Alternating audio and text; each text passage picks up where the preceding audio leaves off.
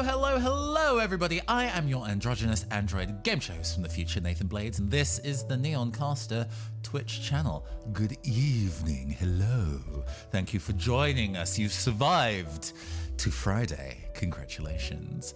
We are here for, again, more chill painting streams. It was very pleasant. To do some I mean, I immediately cannot remember what I finished painting last time. Oh, we finished painting Fret last time. Yes. Very useful for a game I'll be having in the future, but we're going to be doing some more painting today. Including special guest who has just joined me immediately at stream start. Say hello to Rook, everybody. Hello, I am here. Hi. Thank you for joining me. Well, will you be painting with us today, or are we just vibing and chatting? We're just vibing. Absolutely. If I had thought about it, I would have gotten all my paints out, but I truly cannot be bothered right now. Yes. Why do you think I've started these streams, Rook? To make me bothered to actually go and what's the term? Slay the grey that I have as some of my collection. I actually on my dining table out of frame, and I'm not going to move the camera because my dining table is actually a bit of a horror at the moment. Either way, we're more than happy. Thank you for the follow, Tulasar. Hello, welcome. Nice to have you here. I was like, oh, I need to reorganize where I'm storing my minis, and so to make sure that I have space for a pack to take to something in a couple weeks. And just putting all the, like, at least minimum base coated, if not fully painted, minis on my table, I'm like, oh, I have a lot. When did I get so many? They were just so easy to purchase. Oh no. I feel like that's a problem everyone has. Mm-hmm. I'm sure it's an empathetic feel. How is, because I know that you bought some Space Marine minis. We just doing general chat before we get into actually slathering paint onto things. A couple months ago, you kind of got your very first Space Marine. What's the collection looking like these days? So I have 6 Space Marines, one of which is painted. That was the first one I ever painted. I have some Necrons I am unable to build because I cannot do the fiddly parts. Right, yeah. And I have some minis I ordered like a couple months ago that have not come yet, and I need to chase that up. Also been I ordered a kill team. It's not exactly a starter set, but it's just like a kill team set. Yeah. I actually very recently bought myself some. I got like a sprue of Adeptus Mechanicus Skitari for cheap. Like I got it secondhand, like out of box. Unpainted minis are the bane of your existence. You understand, it's the bane of everybody's existence, but we can suffer through it together. We'll get some, well, I guess what we're painting today is quite specifically not a miniature. But it will be used as a tabletop miniature, so you know it still counts. But I bought some like Adeptus Mechanicus Skitari, very specifically because some of the pieces looked really cool to use in kit bashing, and not because I necessarily wanted to go and make like a kill team out of them. And then I'm like, well, there's enough of them here where I could actually, with one other box, make a kill team and still have parts left over to go and do other stuff. Oh my god, they look so cool. They look really cool. I'll go get some. Oh my god, I'm looking at the ones with the really long like sniper rifle, which is kind of like propped up. Oh, really the Arquebus Electro Rifle or some silly name like that. Yeah, it's like they are definitely the most holding it like that? They are definitely the most fashionable of all of the 40k units, and that is specifically why I want them. Hold on one sec. This is, I mean, part of this is generally a mini showcase in addition to actually paying, so give me a sec. I'll be with you in just a second, Tulasar. Whoop. Well, Nathan's gone. Yeah, no, I agree, Tulasar. Like, those minis are gorgeous. Where is the Sicarian? Where is that motherfucker at? It's here.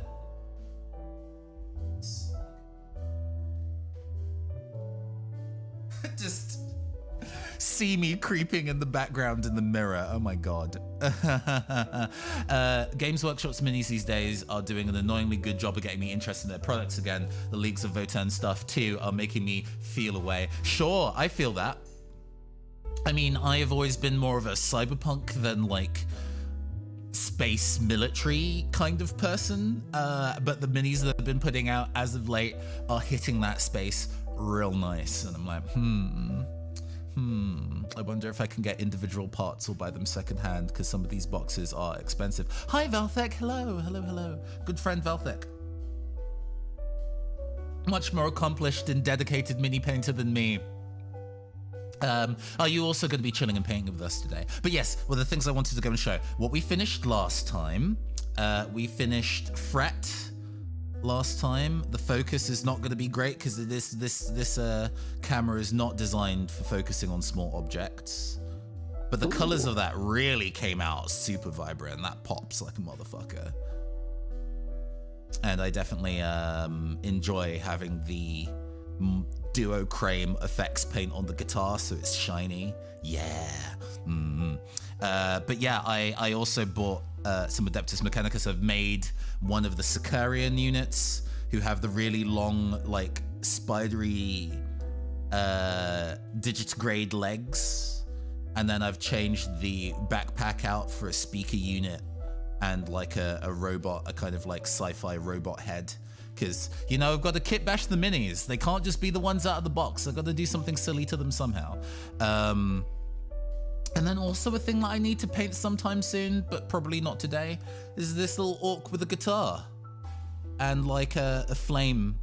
It's kind of like inspired by Shadowrun. The people that made this mini Freggin Unicorn Games, a lot of the people who work in that or with that team are like ex Shadowrun people. So they were like, hey, we want to do our own kind of Shadowrun inspired miniature war game and tabletop RPG without being bogged down in some of the ridiculous shit that the rule books for Shadowrun have. So yeah, they did a line of minis, and one of the gangs is a gang of like musicians. So they all have various guitars and things like that. And I was like, hey, that is my favorite thing for a mini to have. Thank you. So that's going to get painted to use in a miniature war game I'm going to be playing in a couple weeks. But what we're going to be painting today, technically, not a tabletop mini, but in fact, have you ever seen Rook in like toy shops, the kind of like tiny PVC figures of Pokemon? I have, and I also saw pictures of them in your stream tweet. Stream tweet. Yes. Is that an actual phrase? Yes, it is. Yeah, I understood what you meant. A little while ago, I did the. Actually, we can switch cameras so you can actually see with correct focus. Give me a second. Whoop. Ridiculous stuff in the Shadowrun books. How dare you besmirch my favorite rule system that makes me do complex mathematics to calculate explosion damage in small and close spaces? Yes, no, exactly that. I mean, I cut my teeth in doing tabletop stuff on Shadowrun Anarchy, which specifically removes a lot of the silly math stuff, and that game is still silly. So yeah, I took a Sableye PVC mini and then painted on the shading, and I had a fucking whale of a time. The gems came out really nicely, and I'm super happy with it. It was one of those things where it was like, oh, this is a surprisingly complex thing to do, but I had recently finished a less complicated mini paint, like some contrast paint, like easy mode stuff, and I'm like, hey, this gives me the energy and focus to go and do a more complex thing. I've also realized that I have not repainted the gold of my nails today, so you are getting chipped nails. I am very sorry. But yeah, having finished this and having such a good time painting this, I'm like, hey, I know that I want to go and paint a Meloetta to be used as a tabletop mini. And then also, good friend of the show, Raffy the Owl, their favorite Pokemon is Blaziken, and in my friendly local game store, they just happened to. I've forgotten to set the fixed focus on this. Give me a second while I go sort that. I just happened to see that they had like the a PVC toy for Blaziken. I was like, oh yeah. I'll go paint that to kind of give it proper paint quality, like file down all its mold lines so it doesn't have like ugly seams down its legs and things like that. That seems like a fun project to do. Blaziken? Yeah. Or Blaziken? Blaziken. Yes. Sure. I guess it's not Blaziken. Whatever. That's fine. Blaziken does make sense. This is in the same energy as me realizing in all of the common sense in the world that it should be Duskull and not Dewskull. But because I clearly said Dewskull in my head as a kid for the entirety that I owned Pokemon Sapphire when I was like 10. When the word actually came out of my mouth, it was Dewskull, and people were like, the fuck is wrong with you? Understandably so. But to be fair, I watched the anime for years before I even touched the video game, so like I have an unfair advantage in that I heard all these names said out loud. And to be honest, sometimes even in the official like games or whatever, their naming choices or pronunciation choices are very strange. Come on, there we go. And we also have no jams. We can't be jamless. Illegal. Let's get some jams on. Pokemon Stadium for like the N64 was really admirable at the time because it had, 3D models of all the Pokemon that we knew and love and you only seen in like pixel form or in the anime. But it also had a commentator who, announced the names of the Pokemon. Taken down in one hit, that kind of like commentary shit. But it tended to say the names of the Pokemon as you sent them out. And it would always say, it's Ekans, which, I'm not sure. I'm not sure if that's correct, announcer friend. Here's the streaming mix. Definitely the first person that I've heard that has ever called that Pokemon Ekans and not Ekans.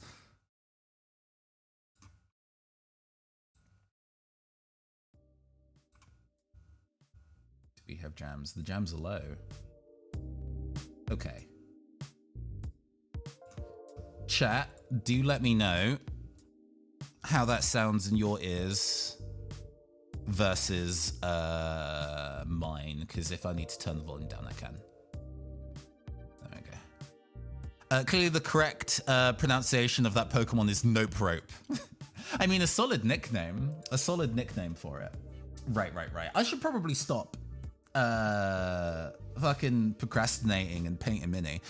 Moving all of these delightful sample minis out of the way. If I could get the thing to paint at the end of the day to look as nice as this Sableye, I will be very, very happy. I can't remember how long that took me. It was maybe in the ballpark of 3 hours. I don't think I might manage that this evening.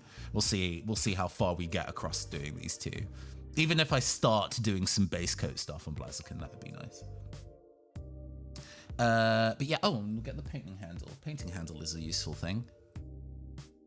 Good. That's not going to be the final base for her, by the way. This is just so it can be attached to something so I can paint it. I have a whole bunch of like wiring and broken speakers that I want to make a little like she's sitting on a little speaker tower for. 3 hours is a respectable time for doing some painting. It is usually my energy limit for doing painting though. Usually if it takes longer than that, I will stop and come back on a different session. But one of the things I wanted to go and do to this mini, I didn't actually set the fixed focus. Please. We're gonna go here, turn off autofocus, and set it manually. That looks good. The white balance is also maybe not quite right. There we go, now that looks good. Okay, marvelous. I was thinking of doing the shiny painting scheme for her. which kind of inverts the colors. Instead of a mint green with the kind of like sky blue, the hair is like an electric blue, and the spots and gems and stuff are mint green. Let me see if I can go find a picture reference that we can put on. So then I can look at it and get the colors right as I paint. That would be a sensible thing to have. While you're Googling, please look at the thing I put in the Discord. Oh yes, we'll do. Jamless. Yes, there we go.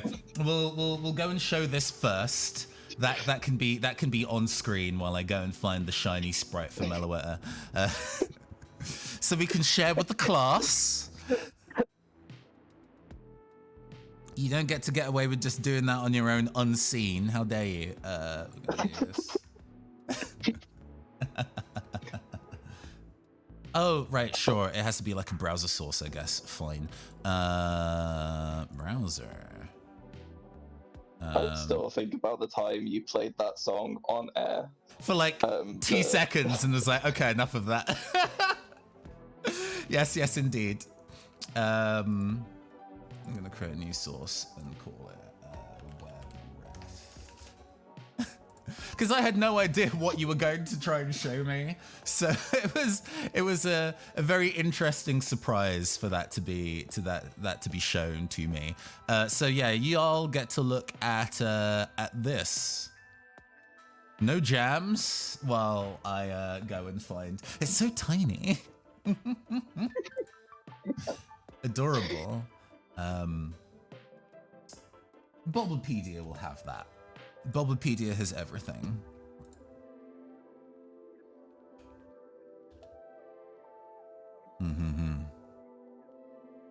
Yeah, Meloetta, one of my favorite mythical Pokemon, actually.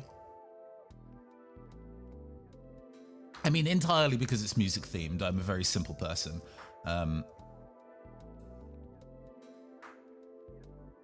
What is the difference between mythicals and legendaries? So legendaries can be found actually in their game. Mythicals can usually only be obtained via special events. So Mew counts as a mythical, for example, because you can't actually obtain it directly in the game it's in. You have to get like the whatever web event is required for it. Right, or how like Victini yes. in Black and White. So it would be Mew, Celebi, Jirachi, Shaman, Darkrai. The Moon Cresselia is not one, because you can obtain Cresselia in the game directly. Victini. Gen 6's is Diancie and Magiana. Maybe Gianna is Sun and Moon. But yeah. Oh, and Meloetta is also a Gen 5 Pokemon, of course. Of course you can get Mew in game. They're just hiding in the truck in Vermilion City. It's under the port in Vermilion City. Fake fan. Look at this fake geek telling me.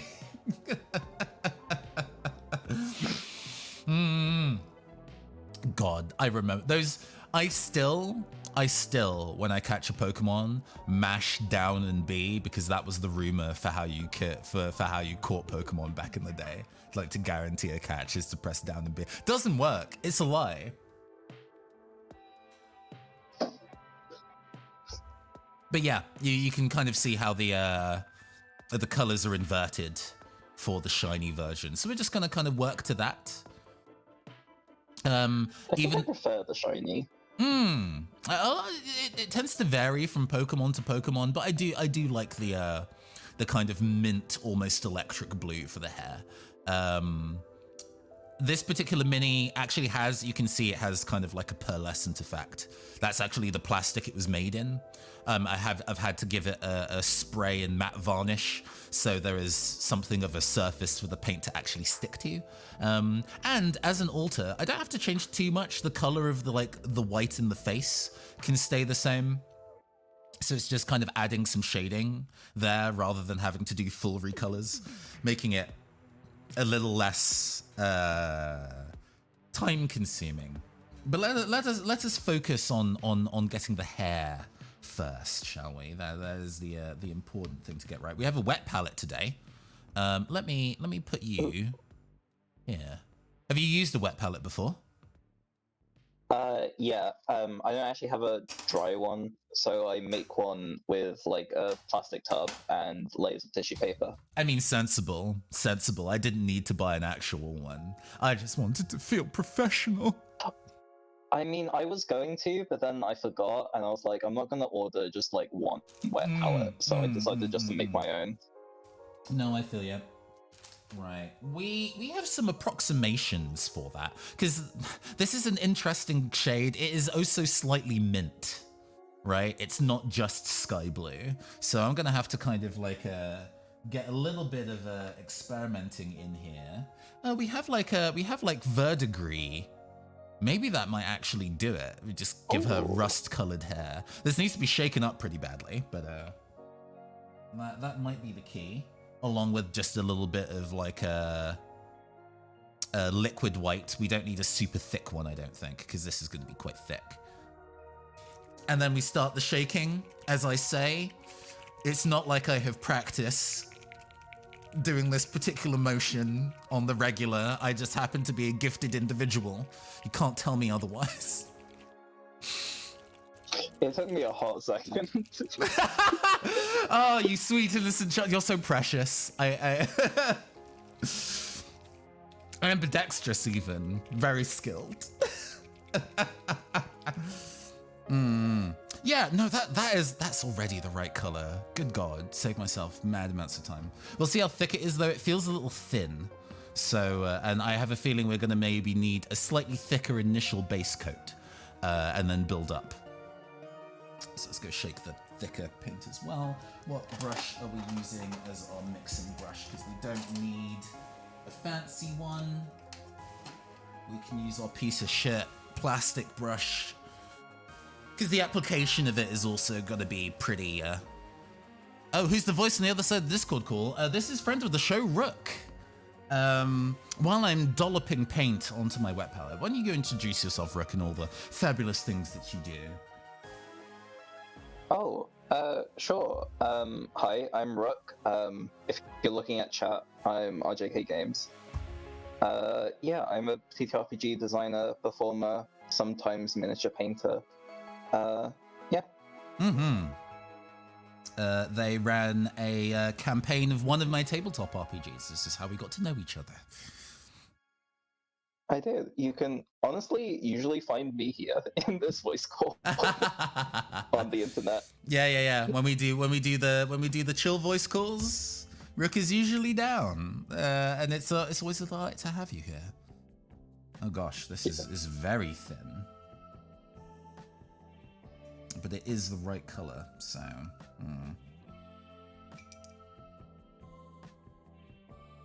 Let's get a healthy dollop of that. In that case, we're probably... Oh my god, it is so thin and so runny.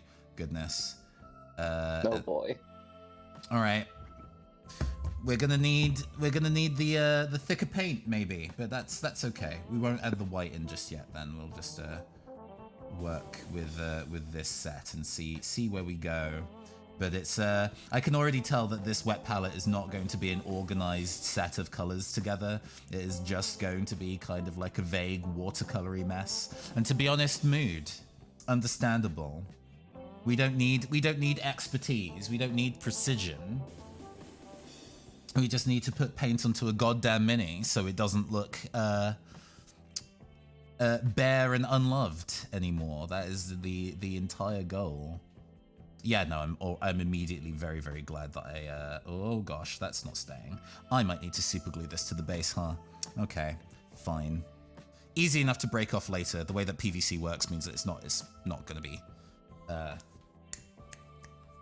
stuck there in a way that I will never be able to remove it. We will be fine. I will probably get a less fancy base to super glue it to as well, actually. Let's not go waste one of my good Necromunda bases. Where?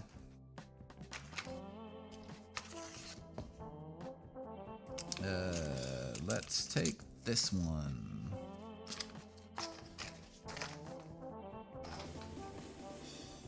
And we have our super glue. I'm just gonna go and put a little bit on the bottom of that, and then on the bottom of her hair. And just get that to sit there, please. Thank you. And wait for that to set. It's wiggling. Please don't wiggle. Just stay. Just stay, I beg of you, please. It could be so easy. There we go.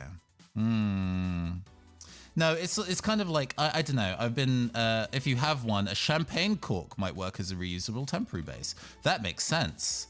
I have not had champagne in quite a while. But maybe with Christmas approaching, love the idea of going to a Christmas party, waiting for them to pop the cork of champagne, taking the cork and be like, it's been a delightful evening. I'm so glad I've seen all of you. Same time next year. And then you just leave and go paint minis at home.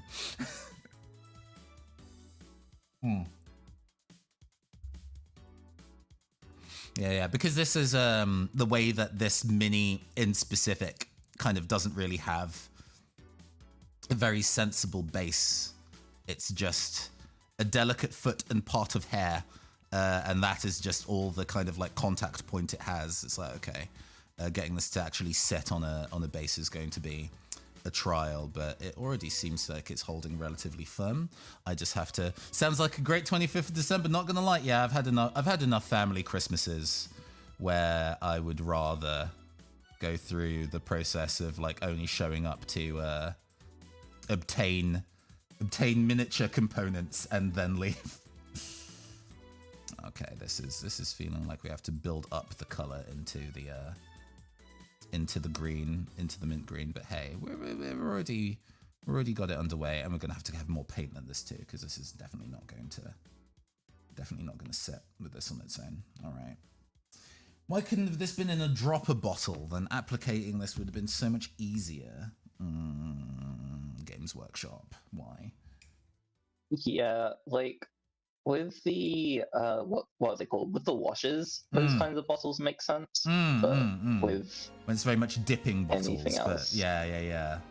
And I mean, I guess this is a consistency of a wash, so I am definitely not using it as intended. So you know, the fault is with me, honestly. Let's actually get the thick white. Where is the thick white? Here it is. Yeah, Valvec just suggested the additional same thing. color. A tiny spot of high quality white can increase coverage. Yes.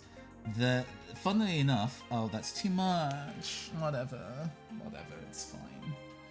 Well, it's fine. That is now definitely a mint green. Okay. But yeah, no, I use craft store white. Clearly I have a thick white and a thin one, and I just bust open the thin one there. But hey, it is actually already what I need. That is I think with 2 thin coats, don't sue me, Duncan Rhodes.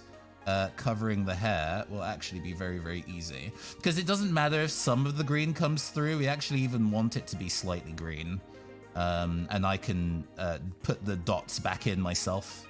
I don't need to do them exactly where the mini has them, and the Pokemon company is not going to tell me that my paint job is off model. So I think we'll get away with it. I think we'll be okay. it would be really funny if they did, though. That would be very, very funny.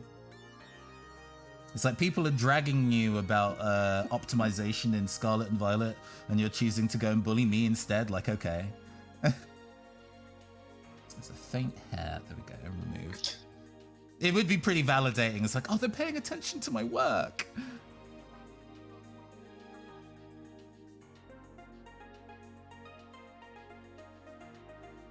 Have you played any Scarlet Violet yet?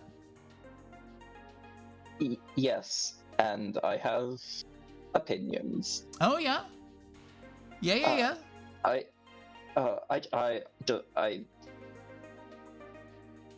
Okay. Mm-hmm. I like it conceptually. I'm just not a fan of the fact that nothing is level scaled, and so you have no idea how hard anything is until you like go in.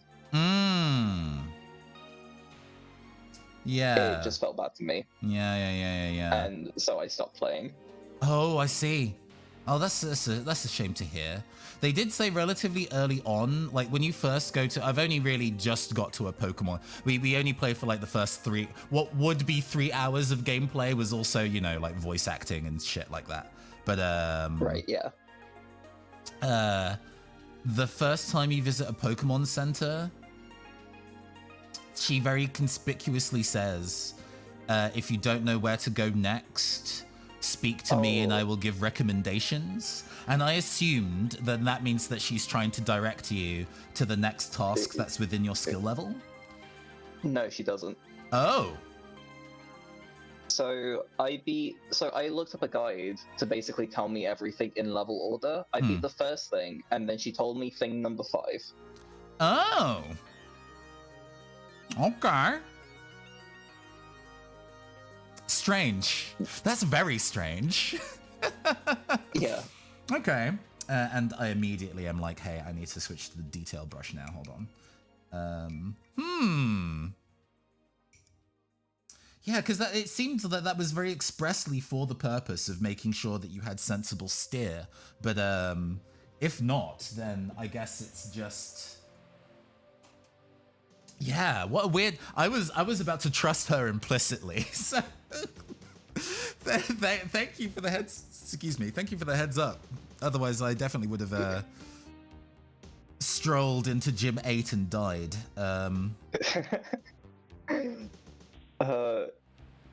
Yeah, that would be funny. It would be maybe funny. Not for a Nuzlocke run, but that would be funny. Yeah, I guess that's where the challenge of the Nuzlocke comes, because we were in our session that we played yesterday. I was kind of like, I'm having a really fun time, and I don't mind that we're not out here fighting for our lives, because that was interesting / funny when we did. Yes, it is a blind Nuzlocke. I'm gonna have to readjust where my light is as well. Actually, hold on. It was like, oh, you know, we're not having too stressful of a time, and that's fine because it was funny in black and white that the first gym leader is actually a place where the game can just end if you're not prepared. But I wouldn't necessarily want to keep doing that, right? Yeah. So the fact that it seemed that Scarlet Violet was quite easy in terms of level curve. You know, the stuff the stuff that we were fighting had a pretty similar level parity to us as we went. And I'm like, yeah, that works for me just fine. Cool. But at the end of the session where we had no issues at all really with any fights in the first 3 hours of the game, I was like, oh, maybe it's too easy. I don't know. Maybe we need to kind of like do something to make this process trickier for ourselves. But if the nature of wandering these wastes to just try and find an area of the correct level where we're not getting clapped is like part of the experience, then maybe I shouldn't fucking worry.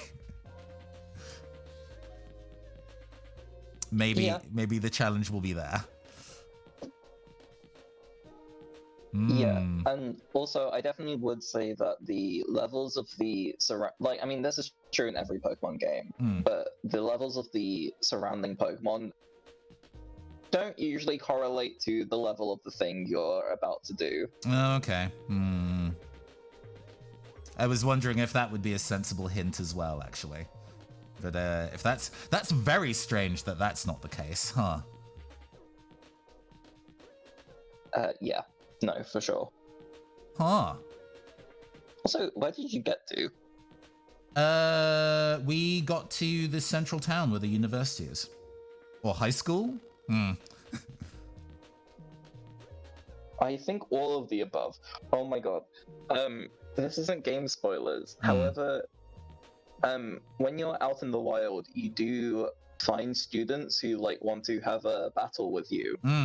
And some of them are like toddlers. Yeah, so And this then is some of them clearly look like a... No, but then some of them are like 60 years old. And you're just like... Where am I? What is happening? So this is just the Pokemon school, right? I guess it's like no age bracketing. You go here for Pokemon school, regardless of how old you are, if you are currently a student. Because when they said like Nimona and I are in the same class, where our character is clearly like preteen and she's clearly like 16, I was like, okay. Yeah. Yeah. All right. I mean, you know, you can be any age to learn. Mature students are a thing. Oh, absolutely. But very funny that the game's designed that way, like as a world lore thing. Anyway, sorry, go ahead.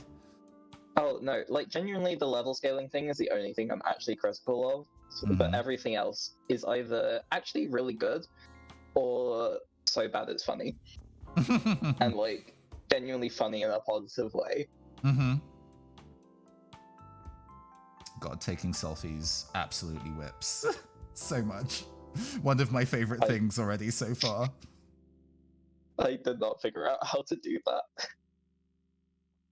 It mentioned it offhand that it's down on the D-pad, because I was like, wait, how do I take a selfie? And then couldn't work out how. And then the second time I went to a Pokemon Center, that was the next tooltip that came up. It was like, oh, you're listening. Why are you listening? I keep forgetting that the D-pad does things. Like, the fact that there are emotes in this game is excellent. Yeah, the selfie that I took where I'm in like the cool pose where just kind of got one hand like, oh yes, and then in the background Raffi's just dabbing. It was genuinely delightful, and that's what I want. So you're doing the Nuzlocke in multiplayer. You're not just kind of like.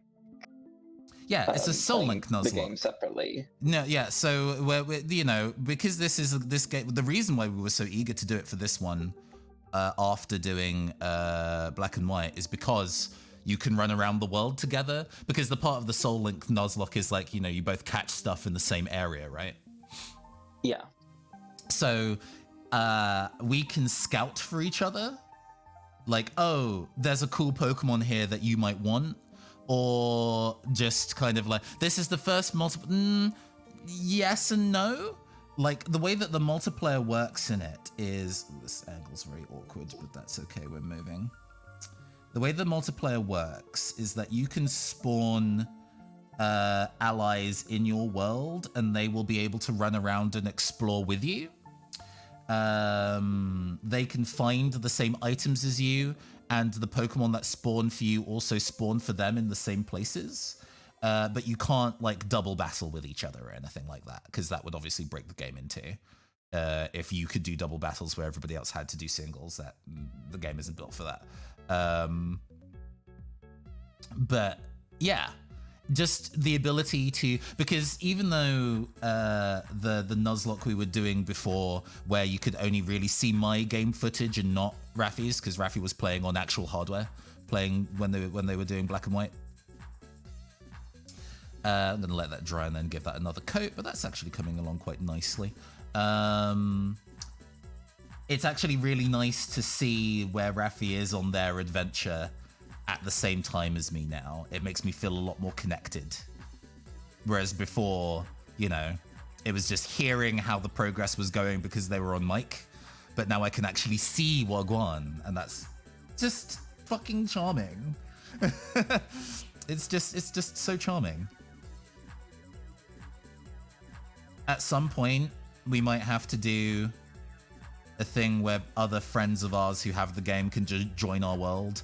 I guess once we complete the game, because doing it before then might break some things, but you know, it'd be nice to invite you into our world. It'd be really, really good if you could do like 2v2 doubles battles like in game, even at like the battle arena or whatever. I would love that. That'd be so much fun. But I don't think that's the thing that the game offers. No, which does suck a little bit. Yeah, a little sad. I mean, hopefully with the next generations, like they'll like iterate on this idea. Yeah, because I think it has some. I think the idea. I think everybody has said like the idea is really strong, but this being the first incarnation of the idea, it is not perfect. So here's hoping that they don't just be like, oh, we did it wrong once, time to give up and never do it again. Because there are definitely some games companies that like to operate like that when they do weird ideas, and Pokemon is maybe that. Not sure. I think they tend to be a bit more willing to experiment than that. Yeah, sort of game. Into the crevices there. I don't know why I'm being super careful about not painting on the other parts. I can just paint over them. It's not the end of the world. There we go. All right, all right.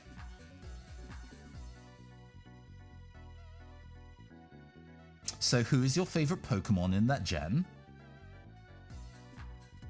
Oh wait, which one? Gen 9? Yeah, or... yeah. Of the Gen 9 Pokemon, who's your favorite? Oh, I barely know any of them. Hang on. You can Gen 9 Pokemon, can describe them, and then we might be able to work out from there. No, I mean I don't know any of them. So, I mean, for Coco, I'm in love with because he's round and baby.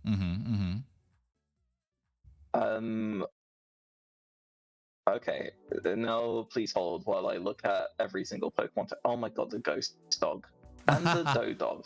Yeah, people like Grievard a fair amount.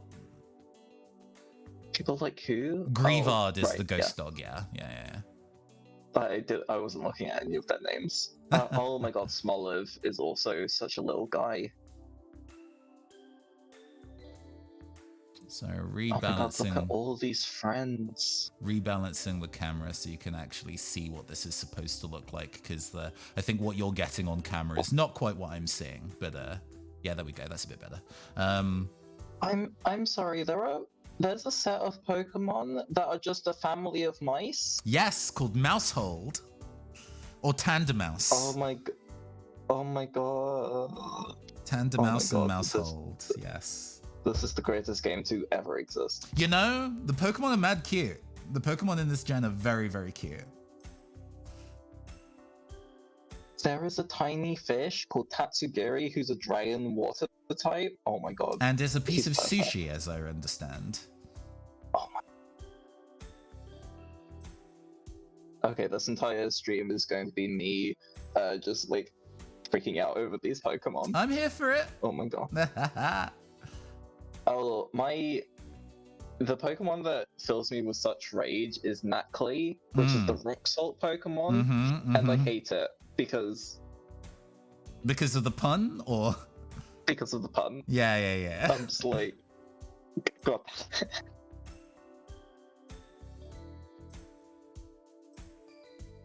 Yeah, I think we're doing a degree of like baby wet blending here. It's turning out. Where while the paint is still wet, we're getting an additional layer on in a slightly different color to get it to gradient. That's not going too badly. It seems that this verdigris texture paint dries very matte, which isn't quite what I want, but we'll work with it. We'll work with it. Okay.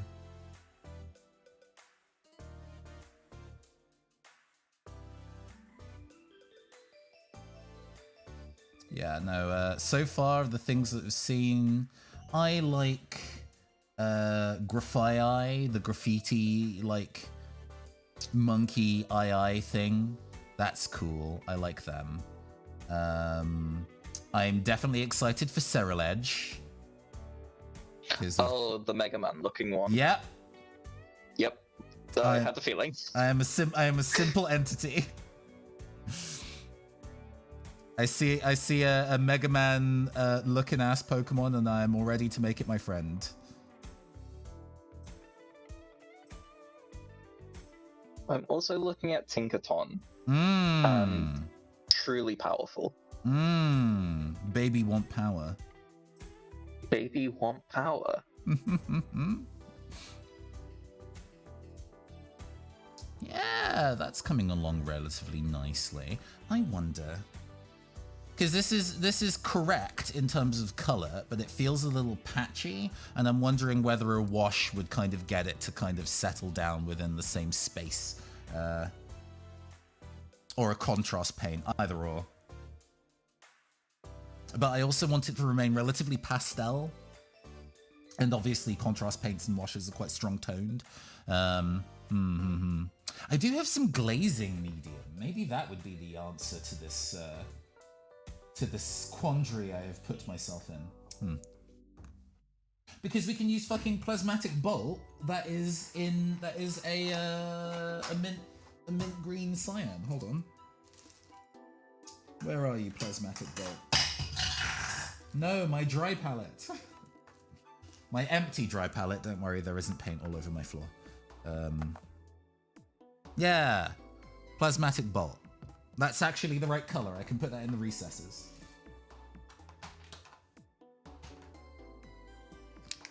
A good amount of medium to make it easier to work with. I would avoid contrast paints on this. It's a lot of flat surfaces, so you risk getting real splotchy. Yeah. I don't think, an even coat across is probably not going to do what it needs, but adding a bunch of kind of like glazing medium to something in the right color and get it to kind of like smooth the tone across might be what's required here. I normally wouldn't put contrast paint onto a speed paint onto a wet palette, but hopefully it will behave itself.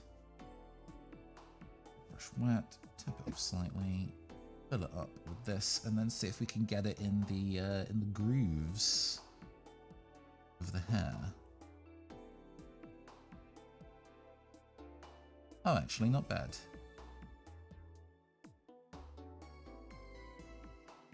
Hey, Ruben. Hello.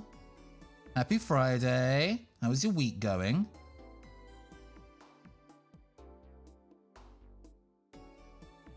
Oh, I can be bolder than that, actually. The way that sits over that is not terrible at all. I can just...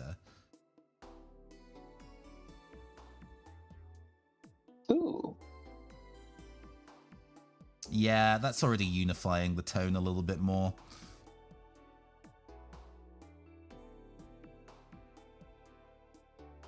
Yeah, you're not quite getting true color on stream, but you're getting the general idea. You're getting something a bit more saturated than what the camera is actually like. But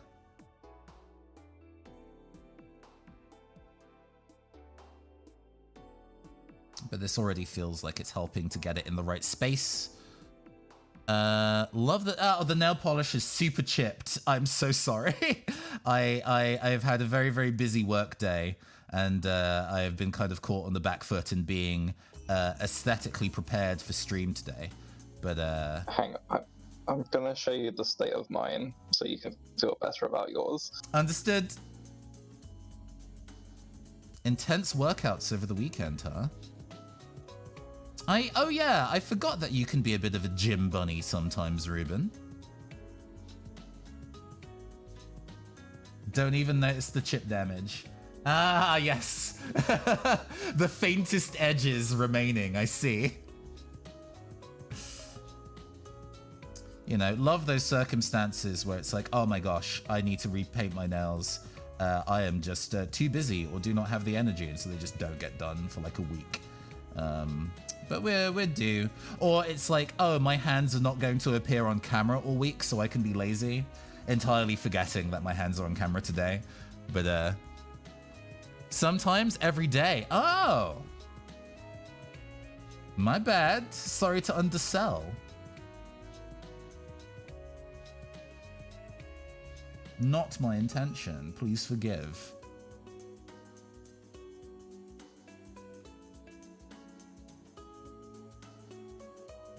I'm himboifying for the culture. Understood. We were having a conversation about himbos, weren't we, the other day, Ruben? We were talking about Herlock Sholmes in the Great Ace Attorney video games, where people were like, oh, Herlock Sholmes is such a himbo. And I'm like, well, the 3 tenets of being a himbo is that you are physically broad, kind of dumb, but also very nice. And Herlock Sholmes, broad, dumb, not nice. He's awful. He's very rude to the main character almost the entire game, across both games, in fact.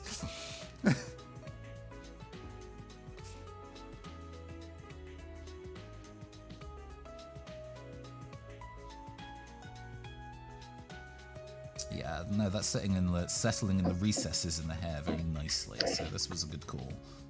I probably didn't need to have as fine a brush to do this, but that is okay. I've always been so impressed at the kind of people who will, who are really good mini painters, take a super thick brush and just go ham and just not spill anything or get paint over the lines. It's like, how do you manage this witchcraft? How do you get such accuracy with such a thick brush? I cannot.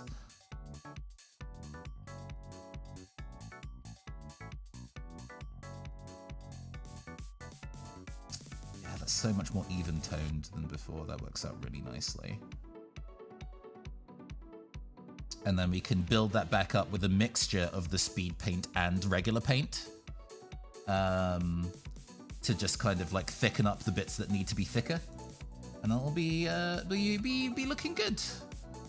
We also need to kind of give the waist sash the treatment as well, actually. So we definitely want to increasingly build up this cyan to a light blue and then to white. So years and years of practice and a really sharp point. Yeah, I understand. I mean, one hopes that one would also be able to reach those kind of heights, but also like, who's the time? Also, me remembering to treat my brushes nicely enough so they actually maintain a point. Yeah, I kind of failed that, like, honestly, the moment I unpacked them. Immediately. I understand.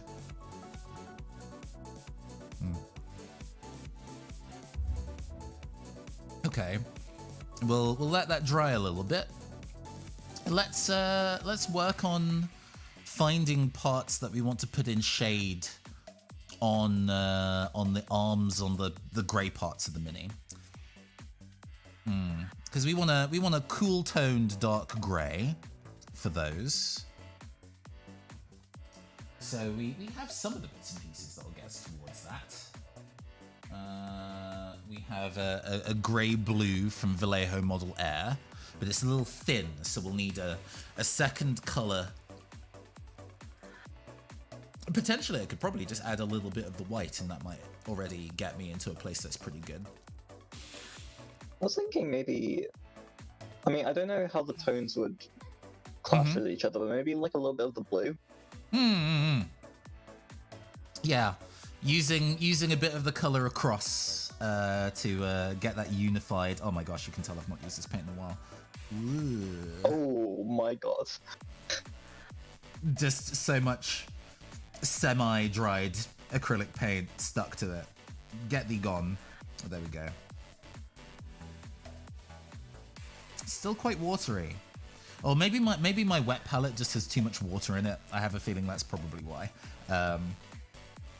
You can tell I use a wet palette often because I'm very experienced with it. All right, we're gonna take a little bit of that. We're gonna lift some of this blue. Yep, go ahead. The homemade wet palette I used has layers of tissue paper, and then on the top it's kind of like a layer of greaseproof paper, so the water doesn't actually come through. But the paper's just a little bit damp. Which kind of means I can just go ham with the water. Go ahead. I was going to say, unfortunately, working out the shading might be difficult, but then I remember that this thing is still actually has its seam lines on it. Sorry, I'm not doing this in line of sight, so I can actually run this along seam line of the dress, assuming that the light is coming from the right. Or what is my right? And use that as the basis for setting the direction of it. Because I find that for painting these kind of like already painted minis, getting really sharp contrast on the shadows does a lot to kind of help it. I'm gonna need to adjust those colors again because that's also not looking correct on camera.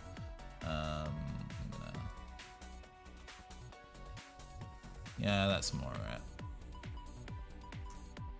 It's maybe not quite as bright as that either. That's about right. And then it's also painting in the upper arm here because that part of the arm is going to be in shadow.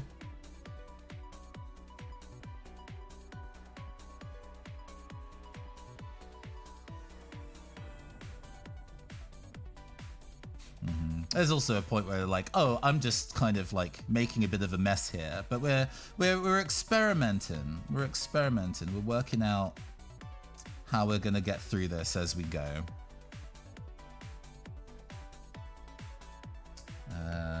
In fact, to be honest, most of the neck is also going to be in this.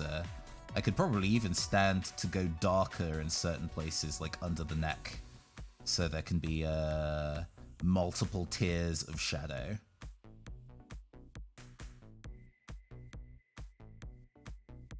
But let's get this thin coat of the mid-grey, and then work our way into the darker grey as we proceed with painting the mini.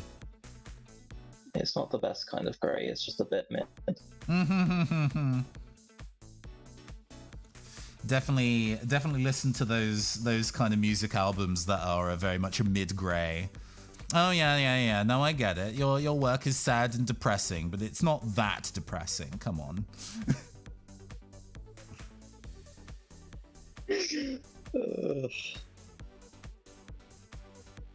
You can come at it harder than that. Oh dear, I'm not painting inside the lines. I can fix that though, hold on.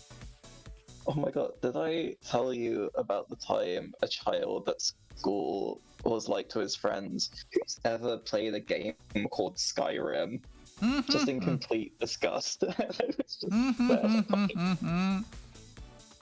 Children are our future. They have not played Skyrim, they are free. They are free. Yeah, I'm just gonna have to kind of go over that part of the face in a white to try and fix that, and that's fine. That's okay. Balthik says mid-grey is my Chemical Romance cover band. Yeah. You know the energy. You know the energy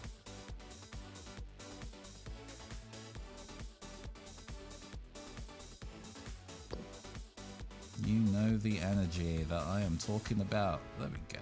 That looks good. Being a bit of a curve to it there as well.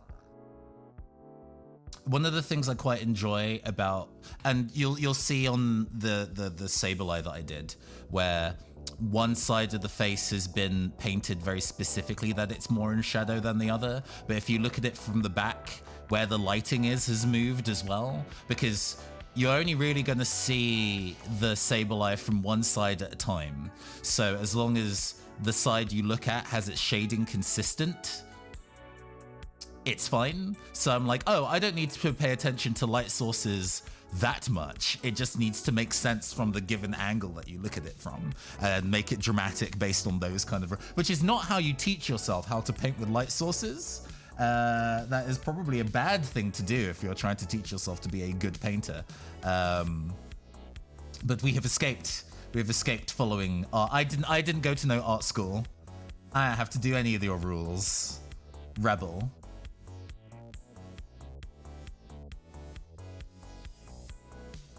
One wonders if I would have actually been any good at an art school thing, actually. While I loved art class in high school, I was not very good at following the assignment.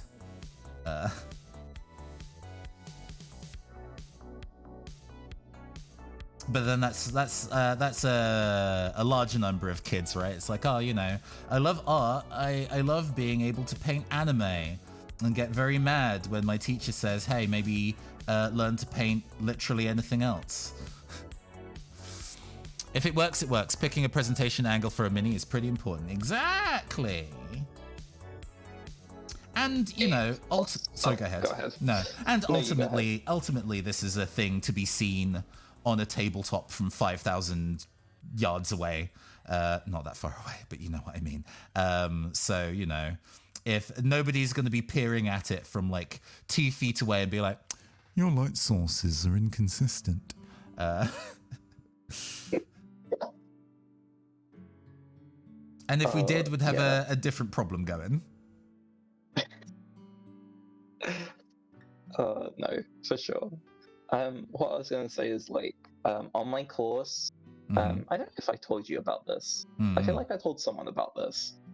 But one of the people in charge of, like, training the English teachers was like, oh yeah, there's a creative writing competition, right? Like a poem or a short story. And I fully went, nah, and I submitted the TRPG. Heck yeah. Did you win? I don't know. The deadline is in like 2 weeks. Hey, that you submitted it ahead of deadline is very good. That's a good trait. Heck, I can think of a lot of people in the TTRPG space that are not very good at finishing things to deadline. Oh boy. I mean, no shade, but if that's you, then you know it's you. I doubt they are listening, but hey, if you know it's you, then you know I'm calling you out. There we go. If you think I'm calling you out, then I am. Maximum amount of enemies in one sentence. There we go. Yeah. Because we have the deep shadow on this side because she's leaning backwards. Oh, sorry. We have the deep shadow on the grey here because she's leaning backwards, and that would ostensibly be in shadow, but it's not on the other side because that's where the light source is coming from. Yeah, cool, like that.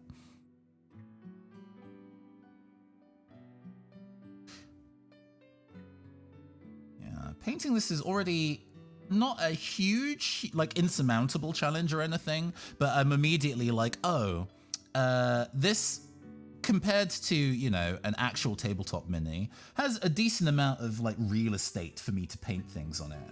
But it still feels like I have to be very, very delicate with it, despite the fact that actually I have a lot of room to work with. Maybe I am just a little rusty, a little out of practice.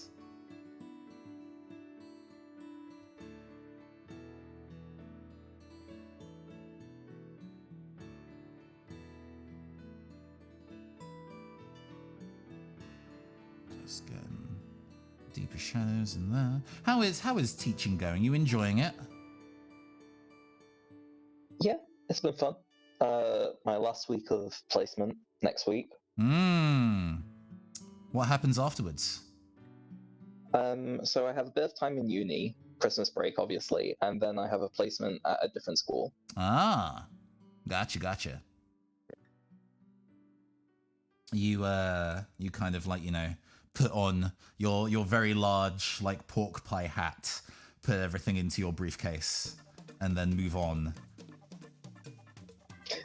Yeah, pretty much. As long as the kids at the school gates are like, oh, come back soon, we missed you. I've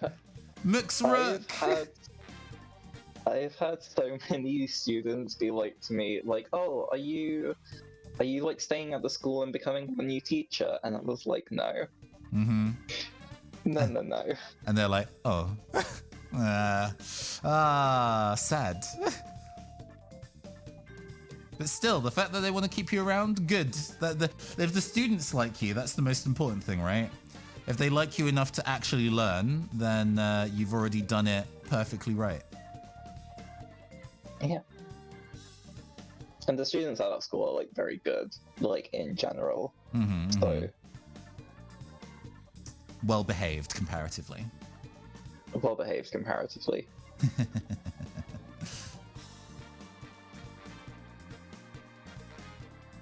Let's get the inside of this arm.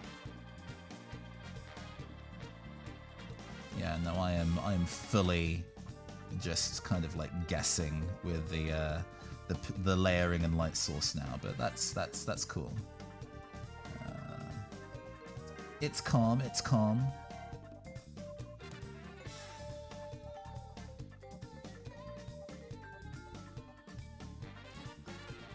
It's actually pretty, now that we've actually starting putting kind of like blue-gray on this, I'm realizing how warm the base gray that they painted this is in. Which we can still work with. There's also, you know, adding highlights and stuff in as well. We're not just going to kind of like use that as the base color and not go any lighter than that. I definitely want to go and add some highlights in. Is the blue you've been painting on a cool gray, a cool blue, or a warm blue? I'm using, well, it's the kind of like sky blue and then like a purpley gray that I've been working with. So it has definitely been accentuating the warmth of the grey that's already part of the mini. I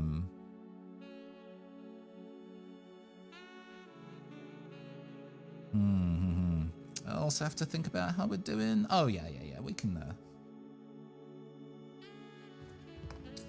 where is that Carla at? Carla is here, all right.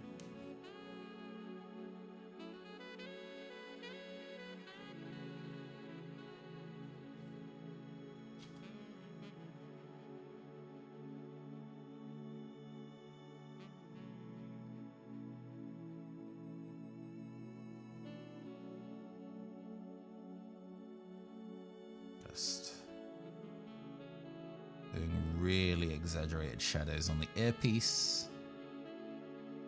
Because that's such a large area, we can kind of have fun really carving out the shadows in it, I think.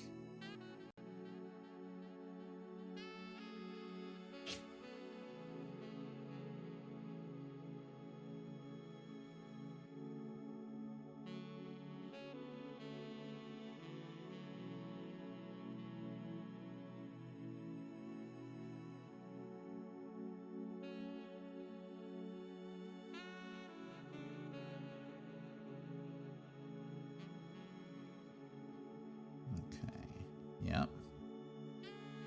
And then on the part of what I assume is kind of like an earpiece microphone.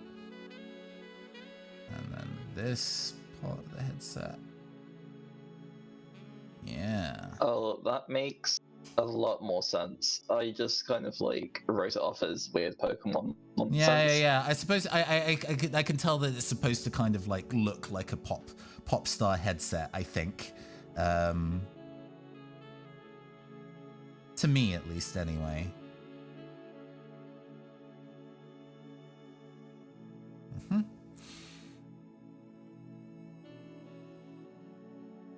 can blend it out with a kind of mid-gray, looking up here a little bit. Ooh.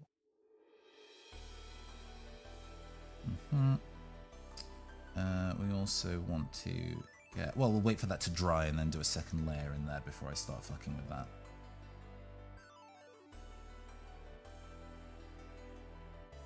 Cool. Alright. And then this side of the headset part. It's starting to...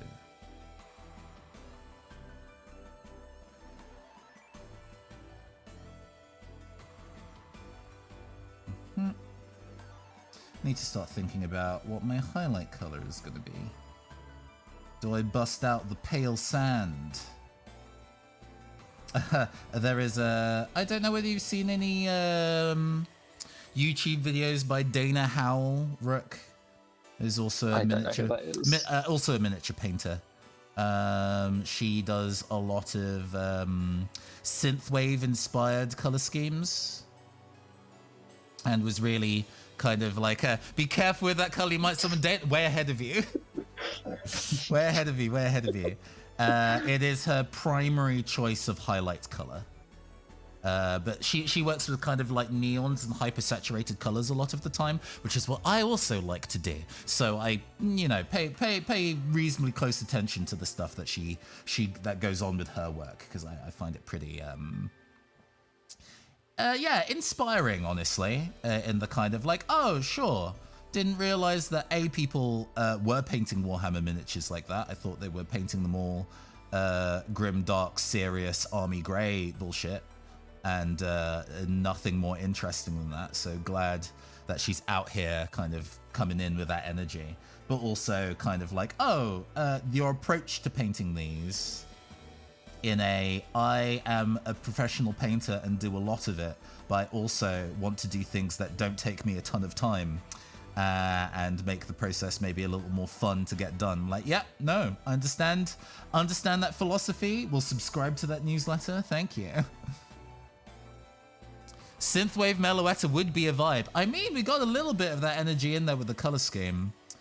We can definitely come in with heavier neons as we go. Also, hi, Loxley, noted satire strategy board game goat. How are you doing? How was your evening?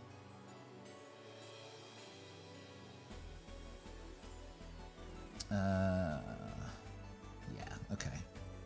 I'm now in a position where I think I kind of want to start working on highlights just to do it. In fact, let us get out the pale sand. Ooh.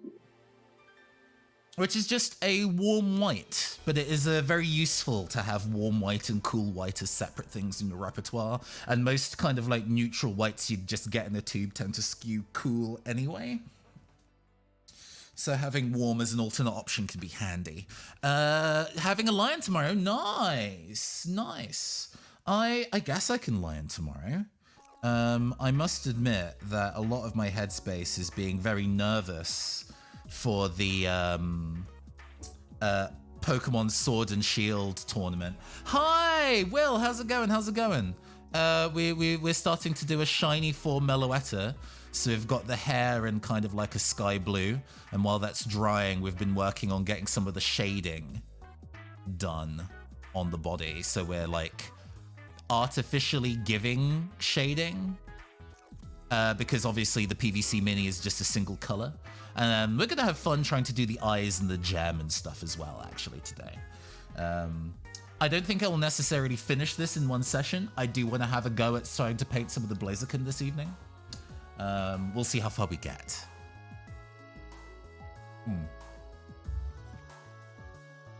But yeah. Very excited, but also trepidatious. Unbelievable! Oh, thank you for the sub. Blaziken. It just says Blaziken. Marvelous. Thank you, John TTS, for your insight in this matter. How's it going? How's it going? How has your day been? TTS nailed it. Yeah.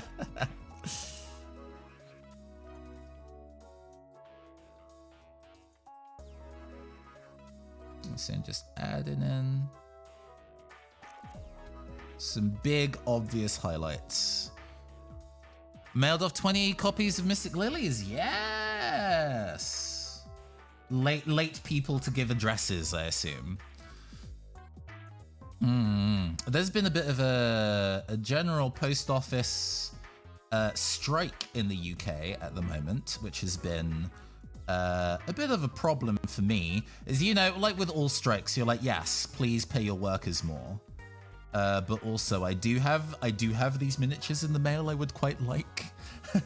And I would like to know that they would, even if they get to my house late, that's fine. I'm not worried about that. But I would like it to get there safely. Yeah.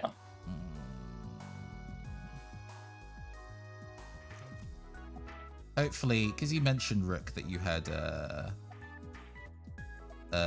some stuff that was supposed to be arriving in the mail and hasn't yet. Oh, no, I set it to deliver to my local Warhammer store. Oh, That line came out fucking clean, mate. Yeah. Oh, nice. First try. Yeah. Okay, so it just hasn't arrived at the store yet, huh? Yeah. I need to call them and be like, hey, what's happening? What gives? What's the 411? Oh gosh, that was a very specifically 90s thing you would not understand. Never mind, never mind. No, I understand. Good. I was slowly turning to dust there. There we go, saved. No, they still use that in shows I watched growing up. Don't worry. Did you watch Daria as a kid? I have no idea what that is. I can Google it. Yeah, no, Google it. You can probably find the opening to it on YouTube. Oh, okay. I didn't watch this, but I know what you're talking about. Yeah. Good. That's a few.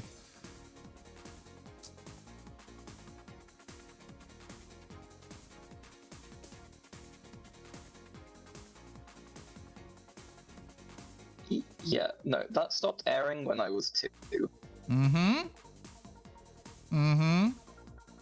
I have no comments.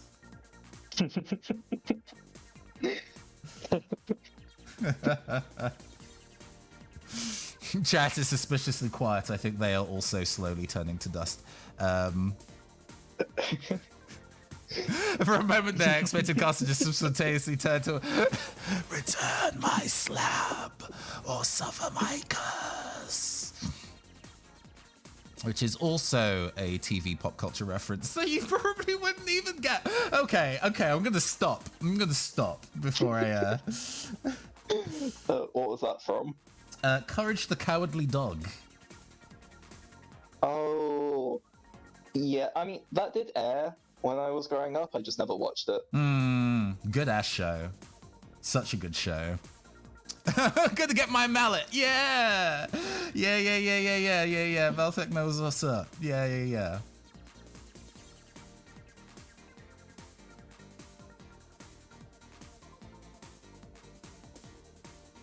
Oh, hold on. I'm gonna do a gross thing and put the brush tips back together. There we go. Delicious paint.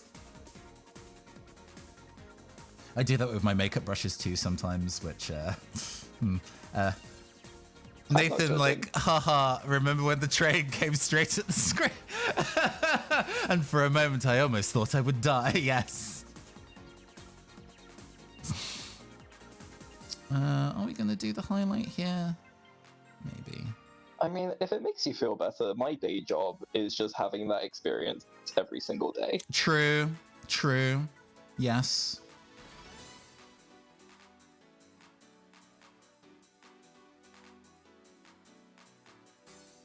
I don't know if I like that highlight there. Let me see if I can... No, that highlight is just there now. Okay, well we can...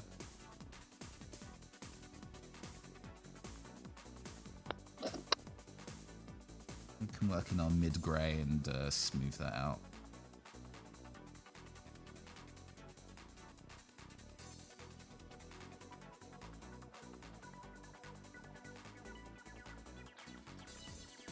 On the second.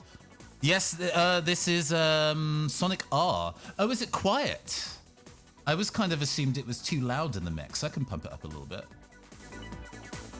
Hang on, I'm gonna deafen myself here so I can hear the music for a second. Some very 90s jams are occurring.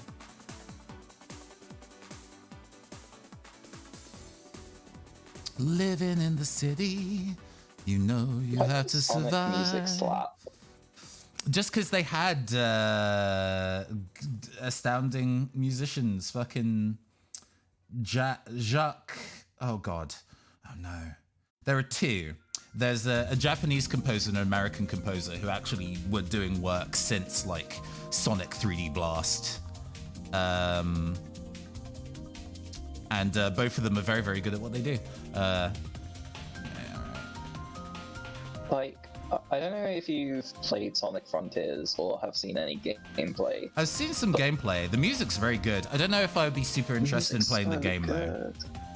Oh, absolutely same. But the music is just, the music. Let me.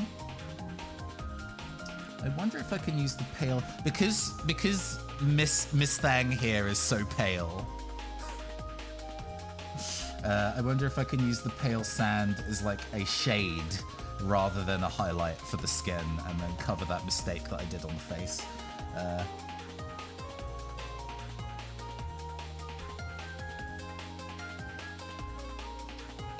It's not a terrible option, actually. To be fair, I cannot see it at all. Yeah, no, it's the webcam unfortunately not being very true to life.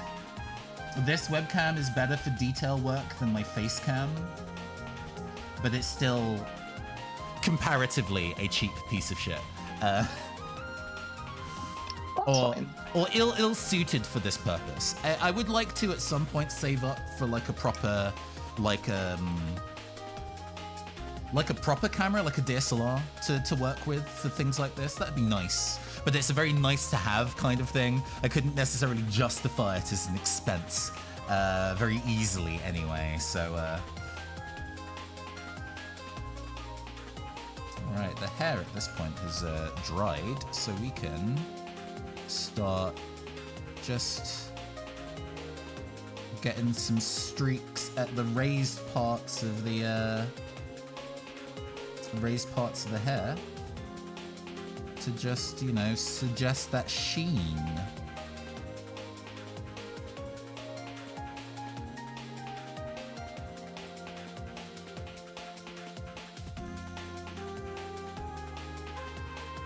And then we're probably going to go over it in an effects paint anyway to actually make it glossy. But, I mean, it might be the specific light you have on it, but it already looks pretty glossy.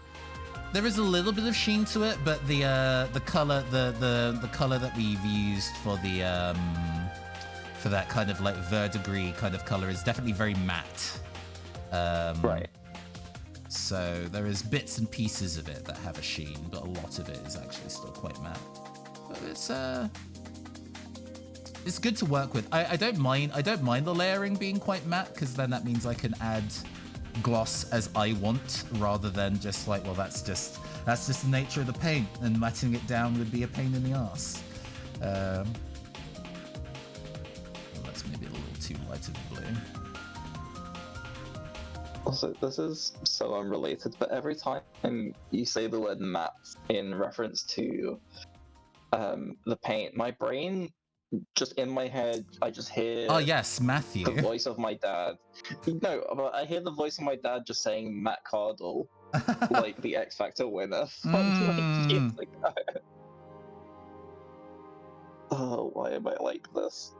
Hey, cultural touchstones. Okay, God, I've not watched X Factor in a very long time. What? So defining as what a TV show is now. Like, you know, reality TV shows and the form that they take would just be so different had X Factor not existed as a conceit.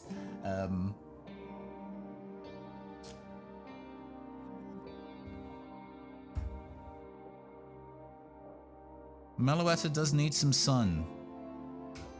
She's been spending too long in the studio, you know? You gotta look after yourself, Meloetta.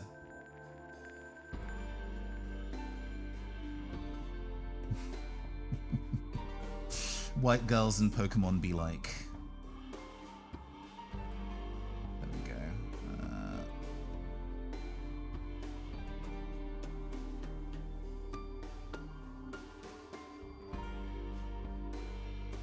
Did you get like fight Iono in Scarlet and Violet yet? Or as far as you played? Please hold while I Google who that is. The electric gym leader. Oh, no. I think she was... She was the one after the next thing I had to do. I am very much looking forward to that arc. Such a vibe. Just her being a streamer / influencer is just so delicious. Also, trans color scheme. What's not to love? I didn't really process that, but yeah, I guess so.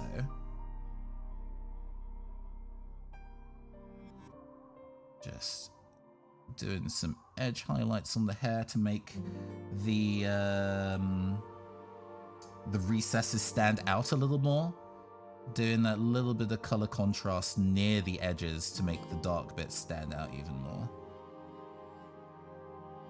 One of the things I really like about, like, Pokemon nowadays is how they've kind of, like, recontextualized what the champion is and what the champion kind of means. Like, how in Pokemon Sword and Shield, it was kind of recontextualized in kind of, like, the way of, like, how football is here. And kind of, like, you're the champion, you won the Premier League, basically. Yeah. And as a result, you are the people's champion as well. Yeah. And how in, like, Pokemon Scarlet and Violet, it seems to be more like a rank you can obtain, rather than, like, it's like a title, but it's also a rank of trainer.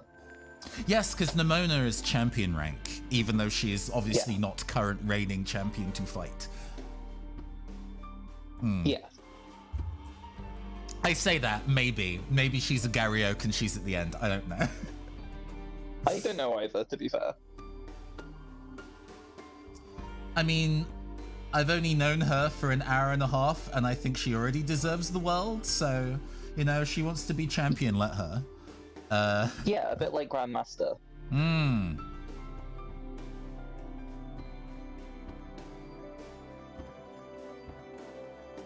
I love it when there is actually a rival that I like. We touched on this very briefly when we were on stream yesterday, being like, I don't get why people were so enamored with Silver and Blue specifically, not Gary, because Gary in the anime is a different person from the character that you see in the video game.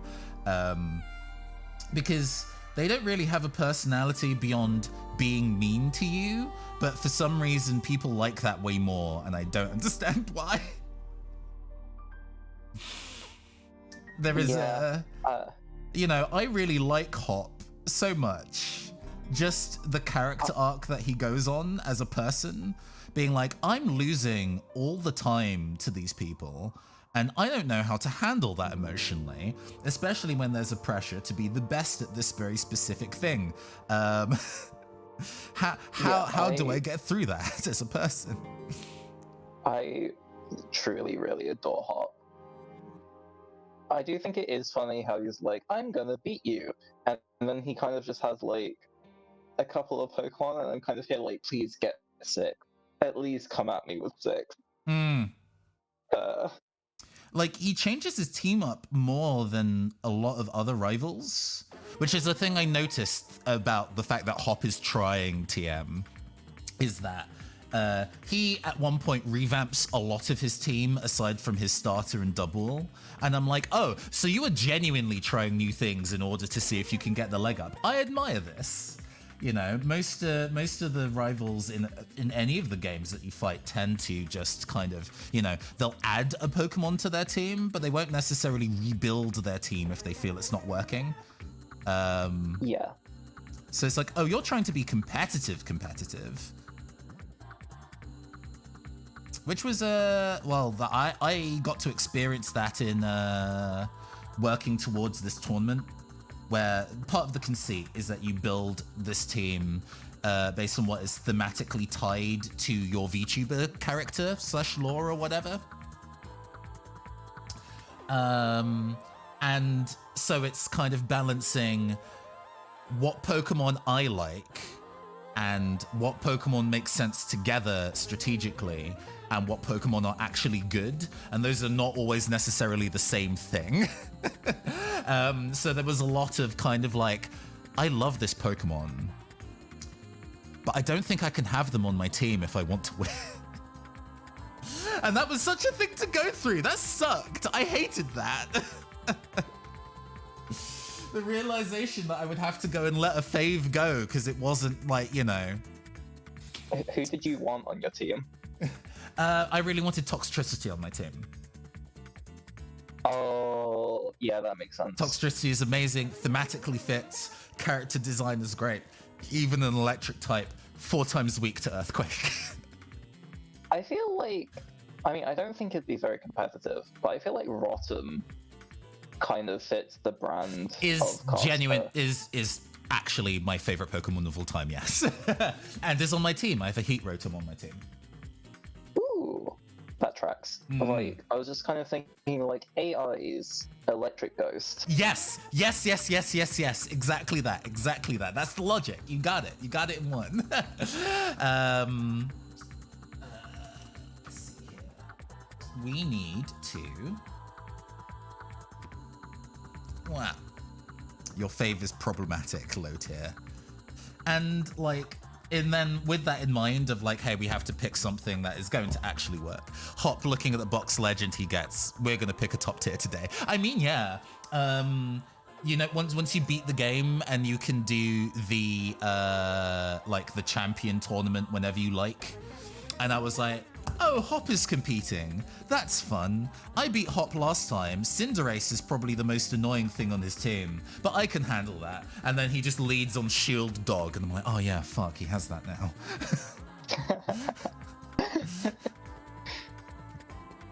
Oh my god, Shield Dog was so annoying to kill in... Like, truly everyone who bought Shield was just laughing then because they had to kill Zacian. Yeah, who is squishier. Hits you much harder, but squishier, yes. Getting a mixture of blue-green that we're just gonna just kind of get. We're gonna build up to like a more emerald as we go, but I feel getting a kind of bright green with a little bit of blue as our top coat on the eyes and the gem are a good place to start, and then we will work into brighter, stronger tones.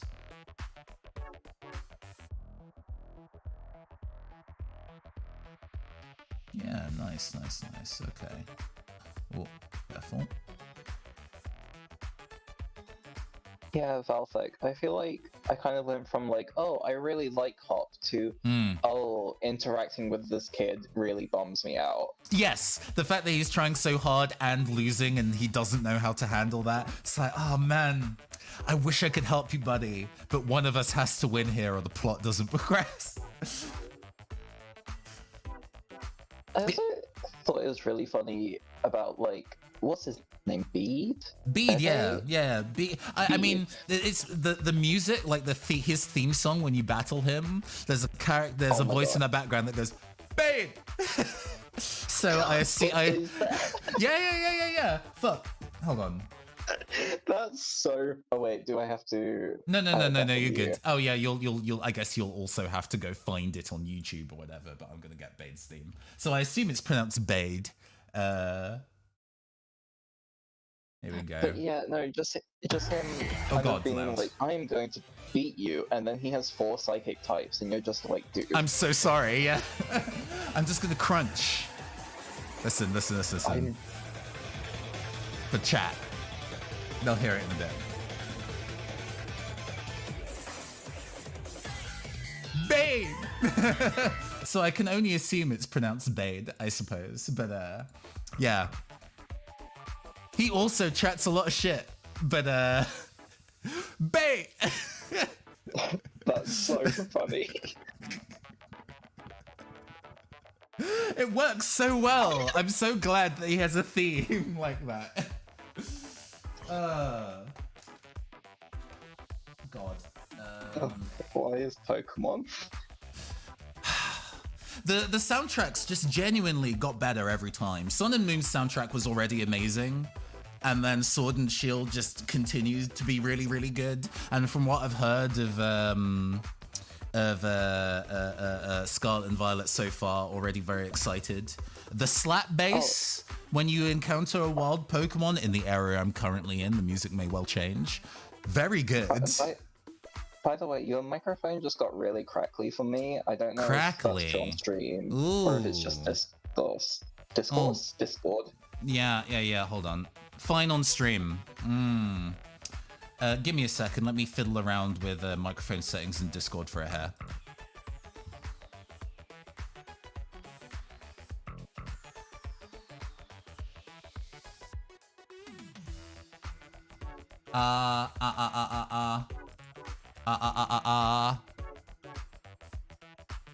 Check 1 2 1 2.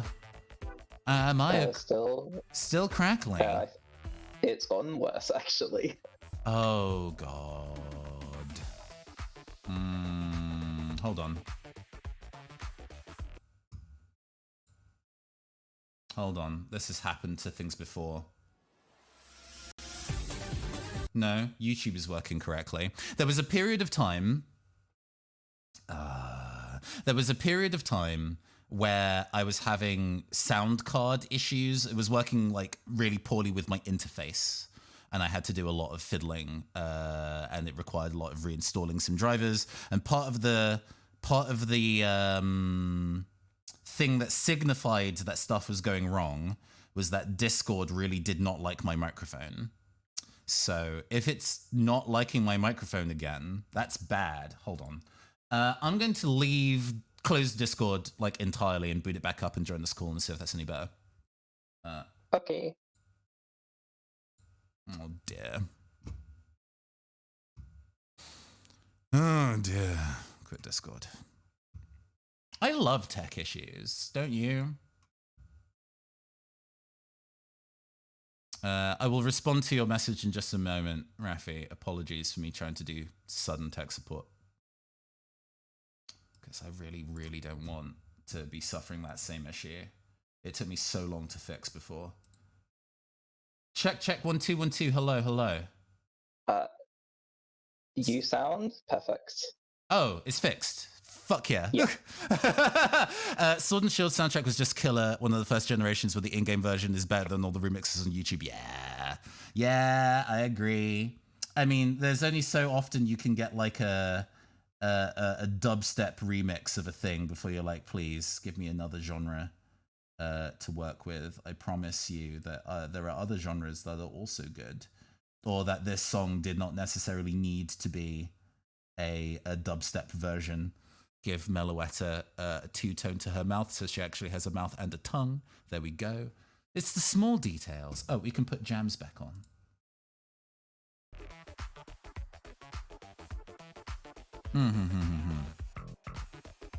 Okay. What other bits and pieces need to be done to this mini to get it to where it needs to be?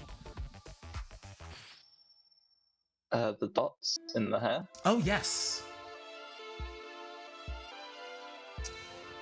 Do we want to get the sheen on the hair first and then do the dots? Yeah.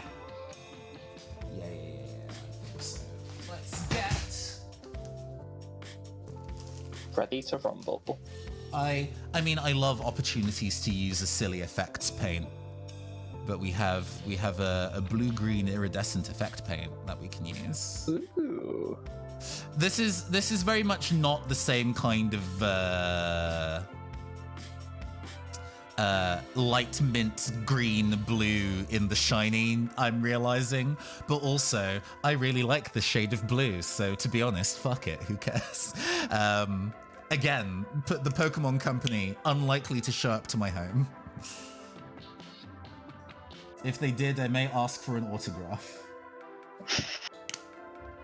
Just the entire company.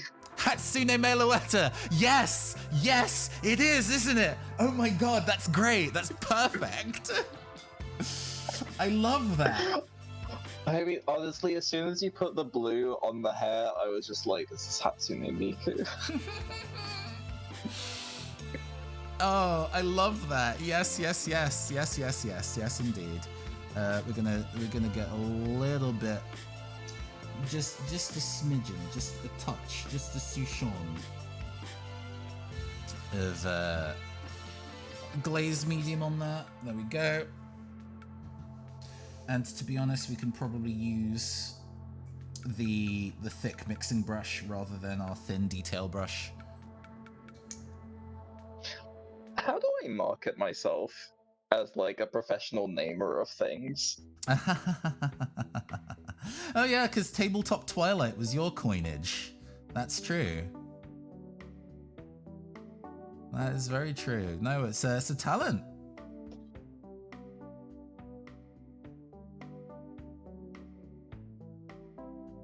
Yeah, because this effects paint is quite thick, so we want a lot of glazed medium in it to give it some thinness. Maybe a touch. We'll see. We'll do the bottom edge here and see what it do. Oh, actually, goes on like a dream. Because it's such a large surface, so it doesn't really come on patchy or anything. It just sits in the space quite nicely. Fills up the gaps in the hair a little, but to be honest, that just it still has the green coming through. It's just a bit more level as it fills up the gap. Quite a thick material. I know, thin your paints, yada yada yada, but also, we now have shiny hair, which, to be honest, is the most important thing. Need to make sure you got your hair well conditioned, you know? Getting that, the vitamin D, getting the nutrients. You know that Meloetta only uses Tresemme.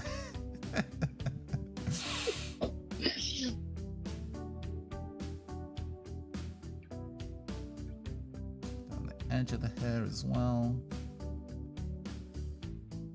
And we don't need to do the inside because that's not what's catching the light, so we don't need to worry about that as much. But you can already see that her hair is mad shiny now. Wow. Glistening.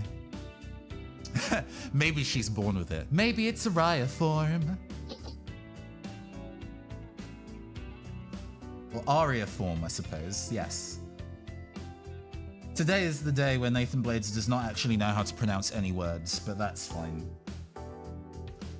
I'm reasonably well read, just not incredibly. Oh, we did get a little bit on the head. Let's go in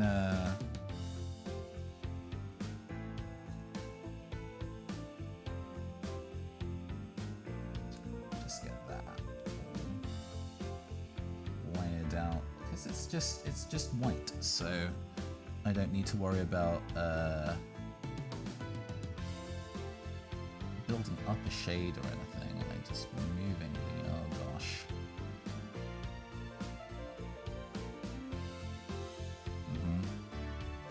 We have to go in with a cocktail stick and scrape away some of that stray paint, but that's fine. Here we go. Meloetta feels like a me. Has that energy for sure.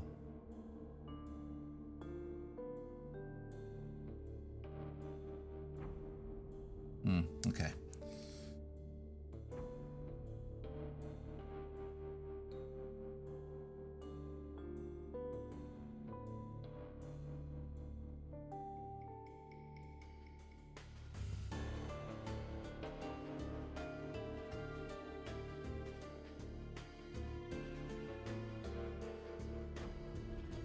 Yeah, not the smoothest. Not the smoothest, which suggests that I should thin a bit more. There we go.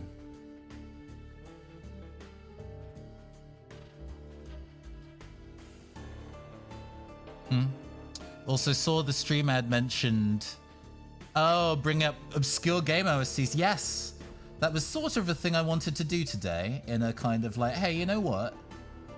We have our regular like streaming playlist of jams, but to be honest, I want to go and listen to some of your recommendations, chat, and Rook, of like old school vid game music.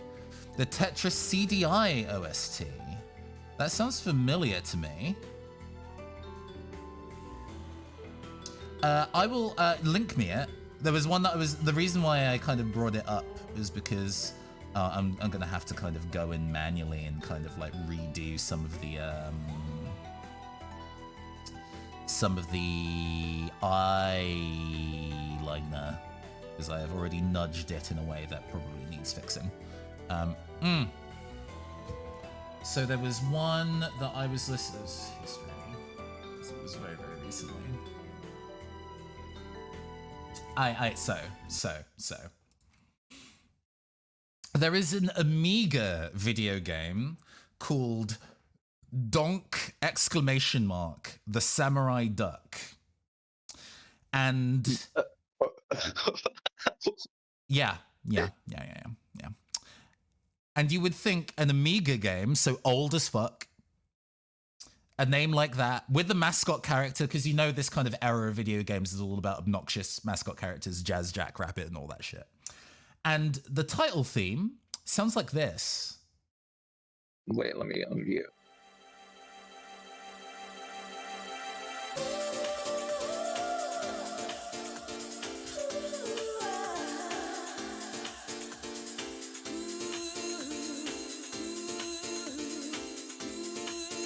Hey!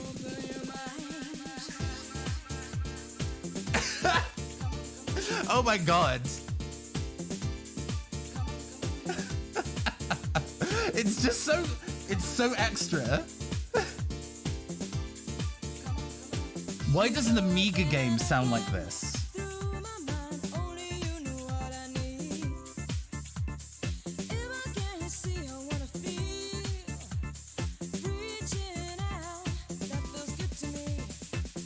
That was so powerful. It's just astounding that it sounds like this. Why? You know what I need? A samurai duck, yes. I just touched heaven. Like, is this about the duck?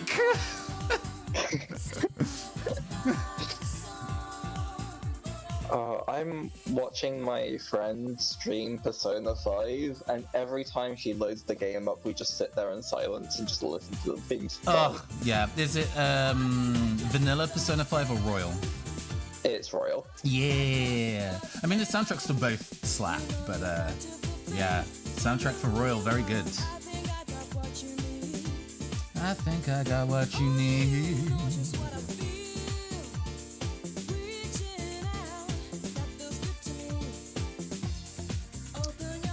Hearing how yearning this song is and really hoping this doesn't go to Howard the Duck territory.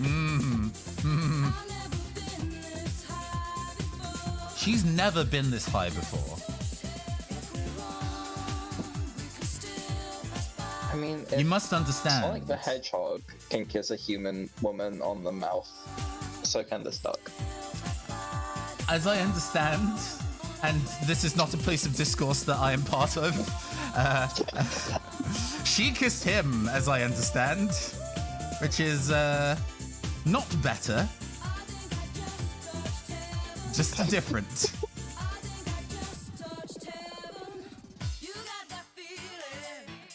God, why is Sonic? I've only experienced, honestly, any of those games simply through the Sonic fan dubs. Oh god, those are so good. Those are so good. Alfred is such a treasure.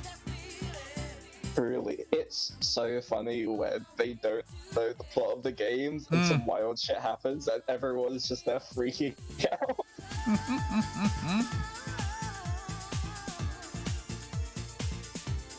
I'm still painting on camera, aren't I? Okay, there we go.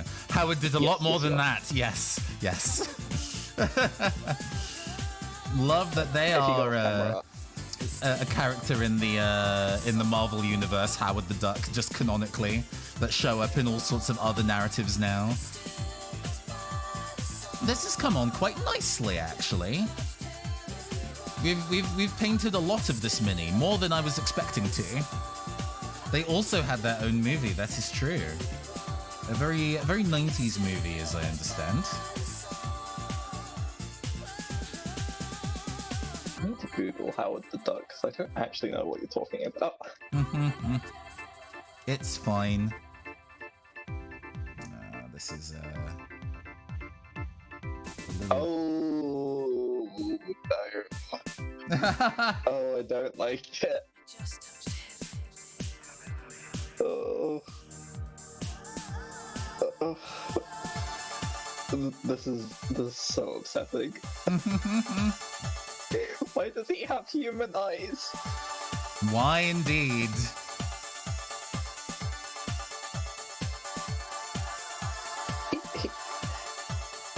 He has the exact same energy as. Hang on.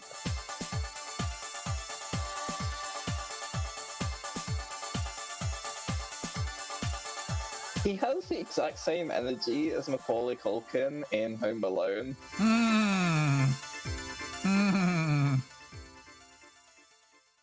We're going to turn in early. No problem, Valthek. Thanks for hanging with us. Have a fantastic Friday night. Rest well. Right. So with that like absolute wild jam out of the way, let's go listen to this Tetris CDI OST. Oh, we get some vaporwave vibes.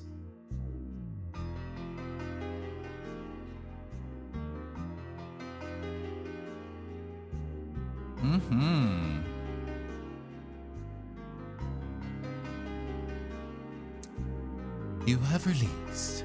You have entered the relaxation zone. It is Facecam today, Geista. Welcome to the relaxation zone. Today, you will be given the pleasant tunes of the Tetris CDI music. So bittersweet and nostalgic. Yeah, I can hear it.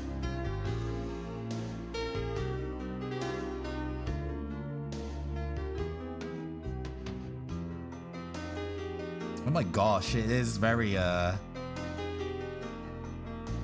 we're on a bridge late at night and smoking and talking about our feelings in the 80s.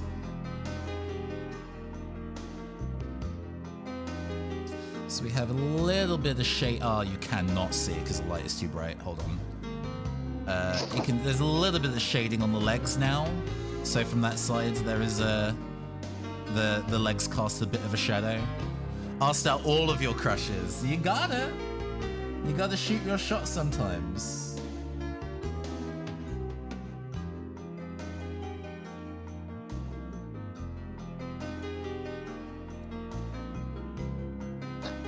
Yeah, I had the same experience.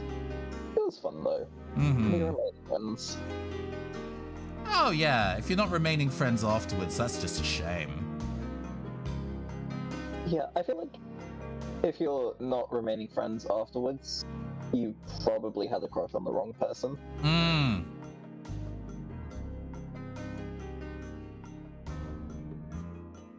But yeah, Geista, part of the vibe today. I'm making a pig's ear of the shading here, but to be honest, done is better than perfect. Done is better than perfect. Done is better than perfect.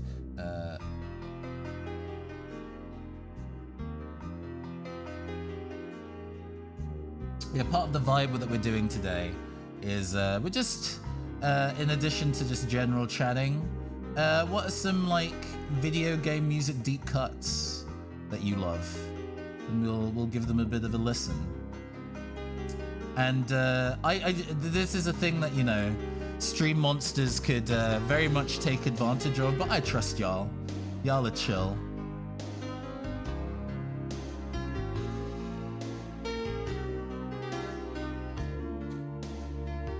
I also allowed people the time to ask me out when it was obvious they were working up to it, but that doesn't make compelling pathos. There's got to be a narrative here. We've got to tell a dramatic story. Oh my god. This is good though. I mean I have a soft spot for this very specific type of period synth music.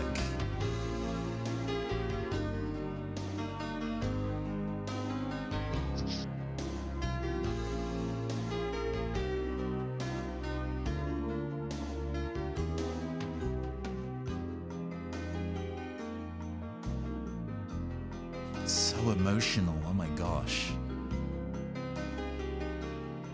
This distortion isn't on the MP3s you have. Ah.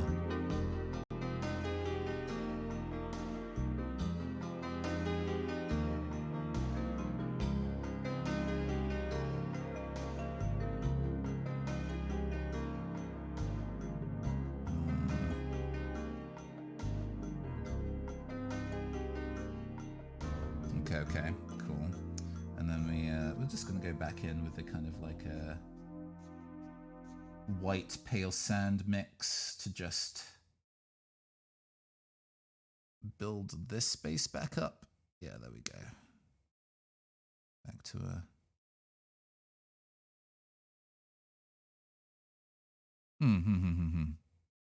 No, that looks good. Okay, I like that. This is, yeah. This is in good shape. We can probably do some work on the gems, then do the dots in the hair. And then I would be willing to say that I am done painting this mini to return to for like subtle effects and detailing later, because I never really finish a mini in one sitting. I always tend to kind of do the basic painting and then be like, I'm in a good headspace to like sit down and finish this motherfucker off.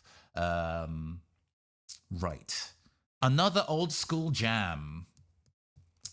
Ooh, I'm gonna look through my favorites. Oh, this one isn't an old school jam. It's from a game that released this year, but it's like done in the in like a chipset. There is a musician called Fear of Dark who has done the soundtrack for like a Babo Is You level difficult, like a maze solver puzzle game, and all the stage music is absolutely phenomenal. All right.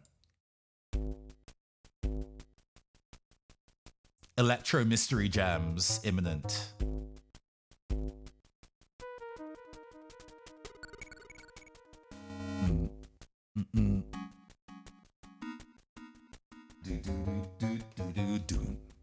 Doom.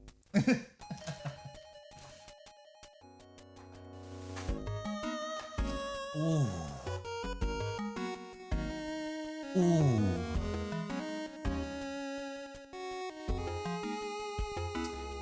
This is a lab in ruin from Fear of Dark. I'll show it.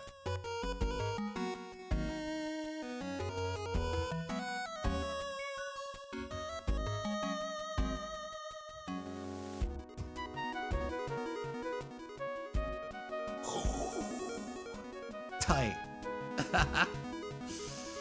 So is this? That's excellent. It's so good. Fama Tracker shit is so wild.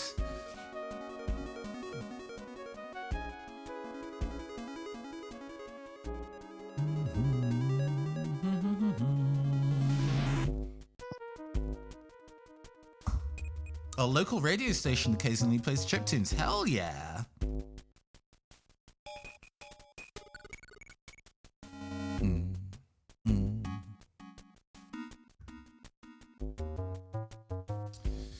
Getting a little bit of that dark sea green to use on the gems. Well, while we're talking about music, have you seen the... so it's a Pokemon Scarlet and Violet trailer, but which is basically an AMV set to a Ed Sheeran song. That song is apparently in the game. It is. Apparently the first Pokemon Scarlet and Violet mod to come out is it's to remove it! Yeah. Oh my god. I mean, a unified thought and feeling, huh? So funny.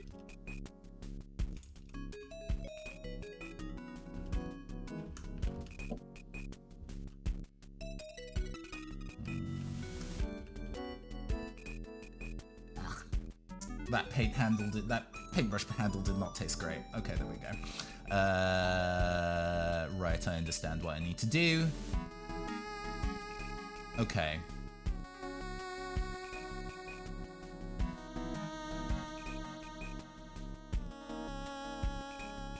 I'm gonna have to get in here, so forgive me for not being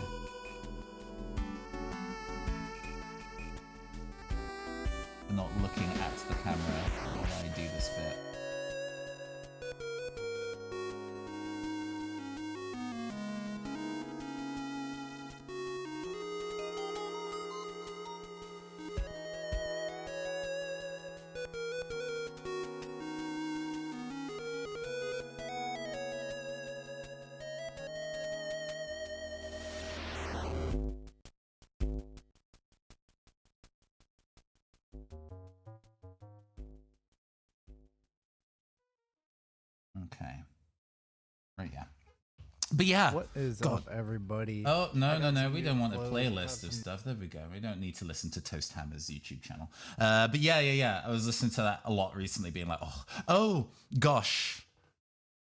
Again, there is a PlayStation 1 video game that is a Looney Tunes puzzle game called Sheep Raiders, starring basically Wile E. Coyote trying to steal sheep. And you'd be like, oh, it's going to be some silly cartoon bullshit. Well, the stage music sounds like this. Oh, okay. I'm used.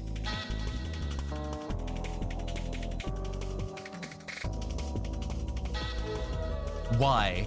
What? Why is this?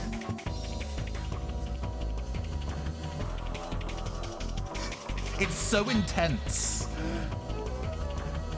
This is like the final stage music, I think. You go and help Marvin the Martian capture aliens, and this is the stage music that plays at you.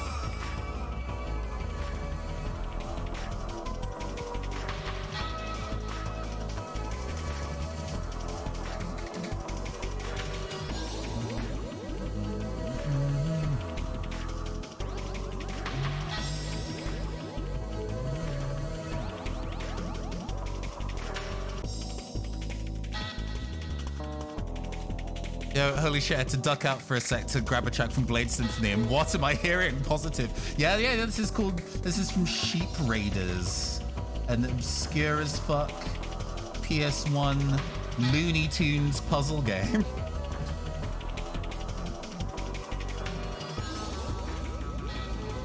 Oh, I've sent you this before. Yeah.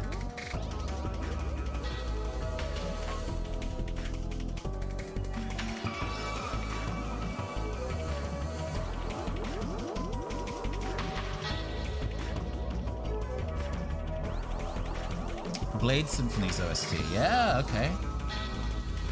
I apparently have a couple stuff from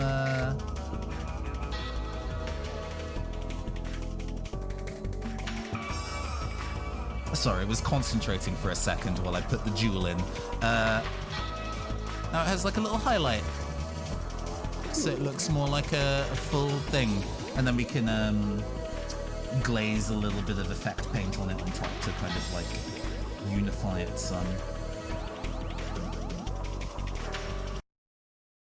But yeah, I was very impressed with this is also from, it's just all kind of like D&B, but about Looney Tunes apparently, which wild to me.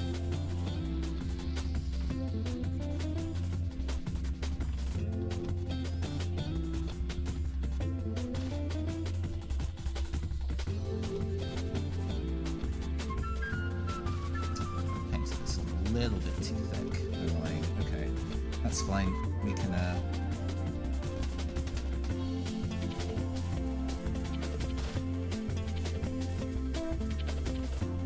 pull that back a little bit. There we go. Get the shadows back in.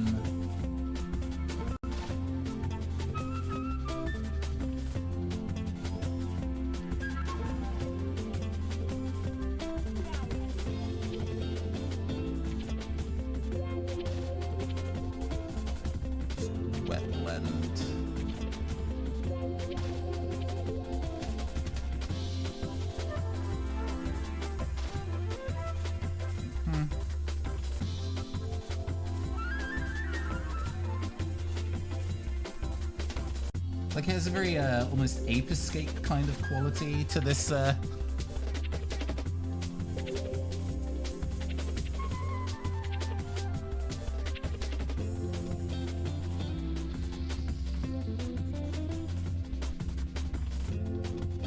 there we go, not bad. Anyway, oh yeah, Blade Symphony. I played a little bit of Blade Symphony with you. Some jerk wrote the PC Gamer review for it while they were a college freshman. Yeah, I wonder who that could have been. Not anybody I know. I was very bad at Blade Symphony. It is very difficult and confusing to play. But it's I guess mastery of it has a very different experience. Good for playing if you're into fighting games.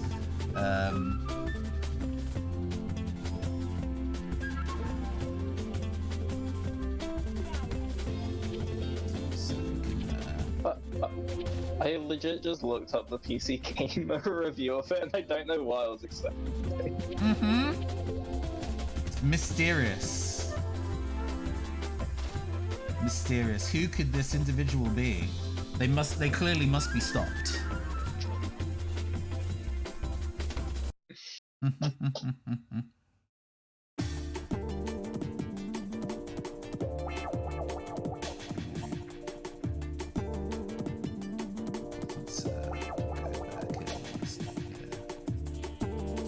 So I'm gonna go get some water, and so I'll leave you with Yeah, this. no problem. See you in a bit. Oh! I will also hydrate. Cheers!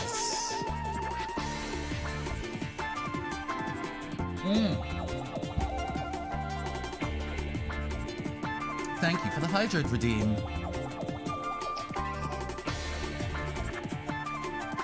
The thing with channel points is like you get so much of it, and I'm just like I need to work out on what I want to let people spend it on, to be honest with you. It is also laziness on my part of not really working out how to make best use of it. There'll be something. I think the funniest channel point redeem I've seen, which I don't think would work for this channel, but is one where people can spend like a lot of channel points to get timed out. Yeah. Just throw me into the ether, please.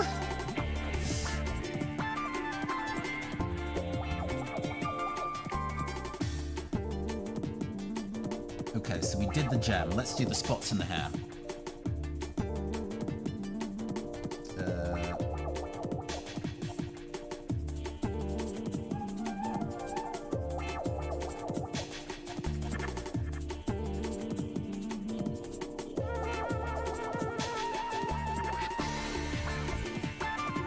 So we have one about here.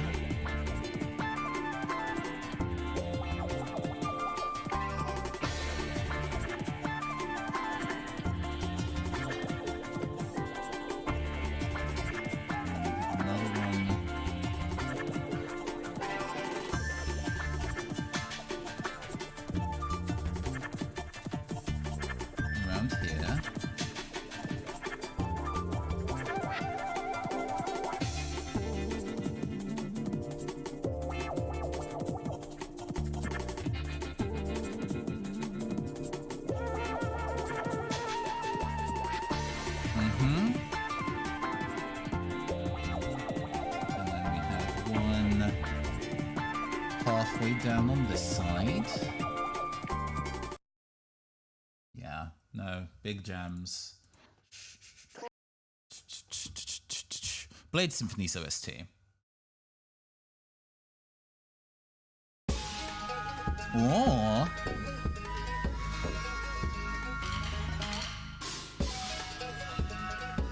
Yeah. No, we did play it a while ago.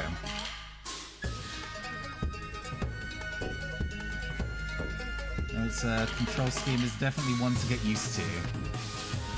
Ooh. Ooh.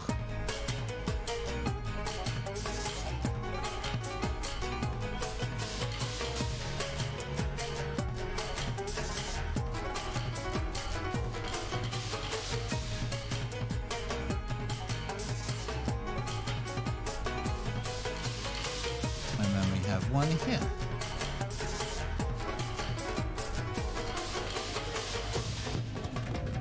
Yeah.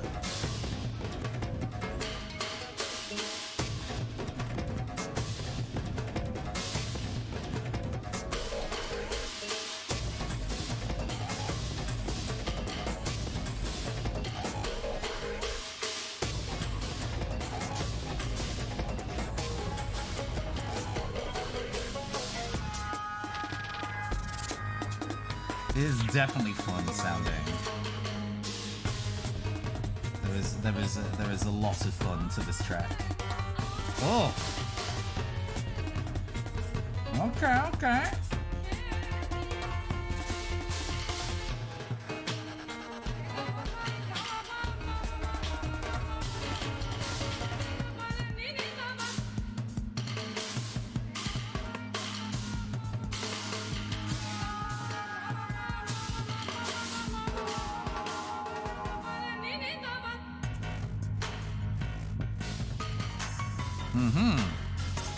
We have the dots in the hair back in.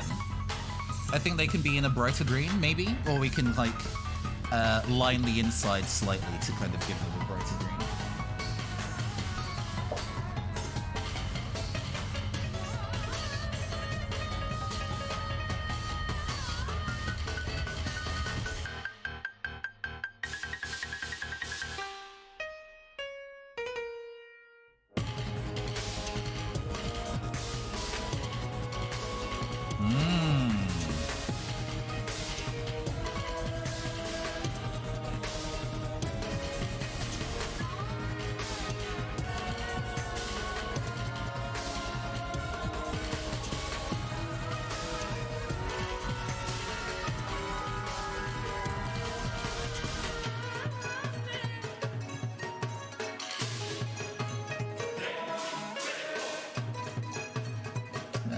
I'm not liking the lighter green as much, actually. The darker green works way better. Oh well. We can,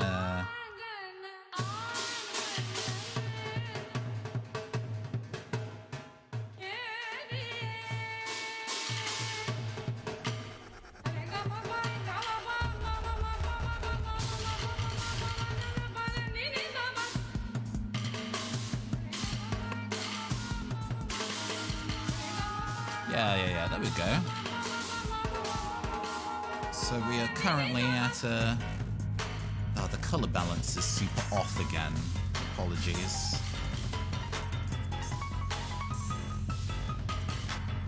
Let's see if we can do something about that.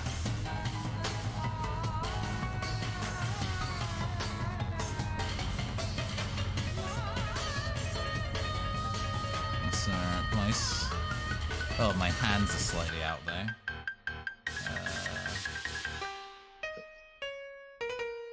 There we go. But yeah, we have the dots in the hair are now there and actually stand out pretty cleanly in terms of contrasting.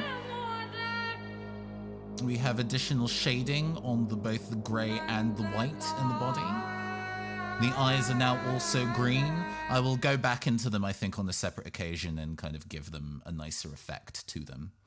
But yeah, I'm actually very happy with how that's turned out. How long have we been going for? Oh yeah, we can go for another hour. We can go for another half an hour to an hour on getting started on the Blaziken. But yeah, good progress, me. Not high art. Yes, I'm not about good. to win a golden demon or some shit like that, but I am very happy that I actually started with and made progress on that. It's going to be used in there is a miniature game, a miniature skirmish game called Brutality, specifically designed to be miniature agnostic. It's like a Smash Brothers situation where all of the minis that you use have been summoned from respective worlds and been isekai'd to this realm of battle. As an excuse for you to be able to use basically whatever tabletop miniature you want. Nice. So I want to have a band of musicians with Meloetta being kind of like the muse of the band. Like it's a summoned entity, an entity they've called from the realm of music to kind of power up their team. It's what this fella will probably also be part of as well. And as it happens, Meloetta is actually pretty tall comparatively, so definitely feels much more like a summon than a... Even though Meloetta in-game is like 1 foot tall. Seeing them next to each other is so funny. Mm-hmm. Like Sableye, also supposed to be tiny. Definitely this guy's height.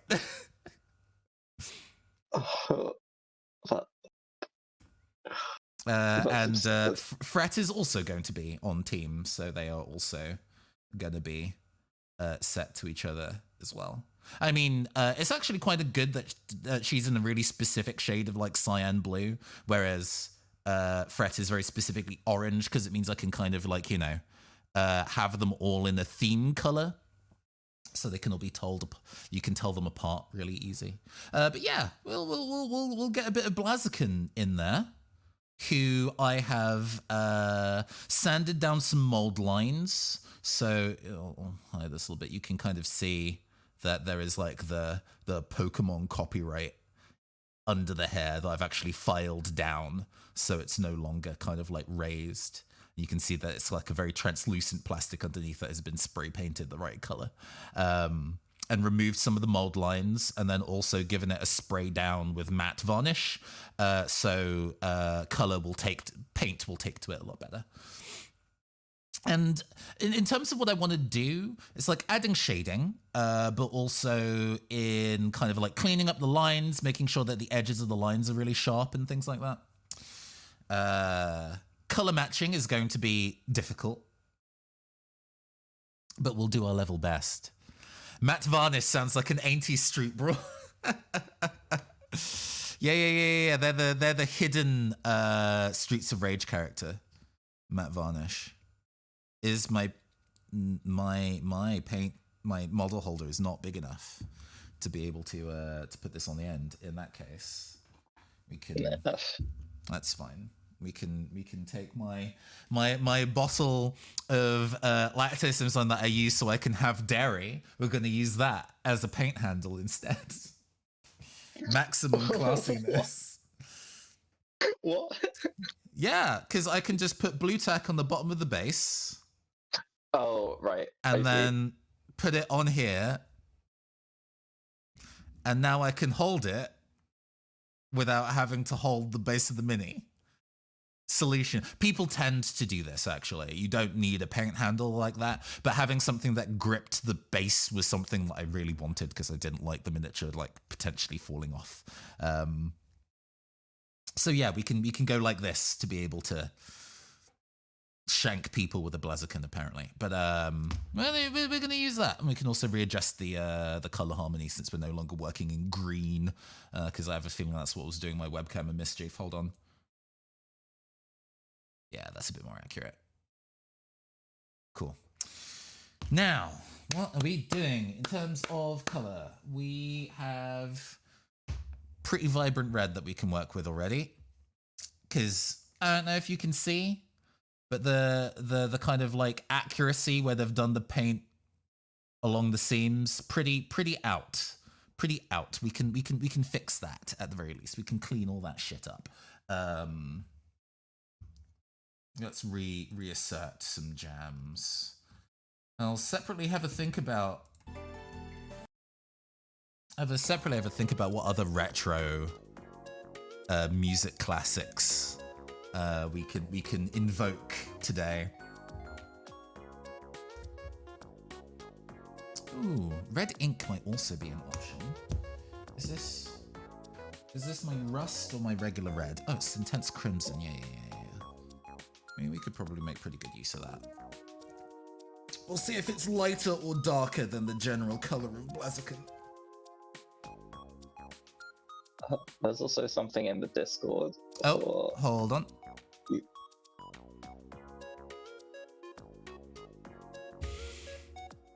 Wagwan Discord.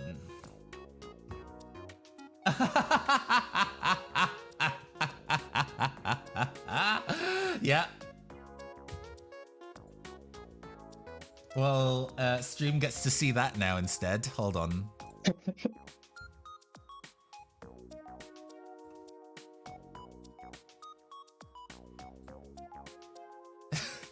Stupid. Improvise, adapt, overcome. Yeah, that just gets to sit here now. Thank you for your contribution. Cool. No worries. It is immediately in the way. Hold on. Move that over here.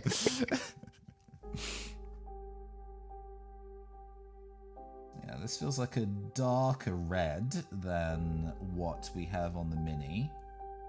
It is, but to be honest, we can probably use that to like fade in a gradient. Yeah, and I guess the yellow is technically like feathers, so it makes sense for there to be like a little bit of a shadow. Yeah, no, we can practice kind of like using brush technique to suggest texture as we go. That might be an interesting thing to try. You know, with a gift for somebody else, learning a new thing and getting it wrong.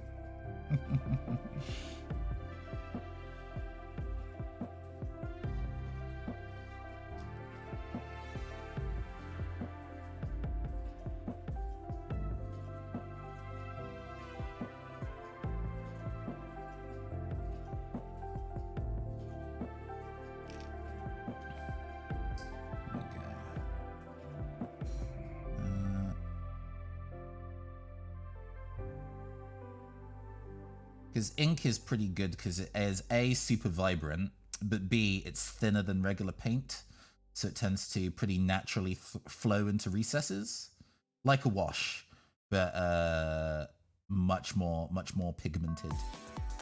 That can be super useful.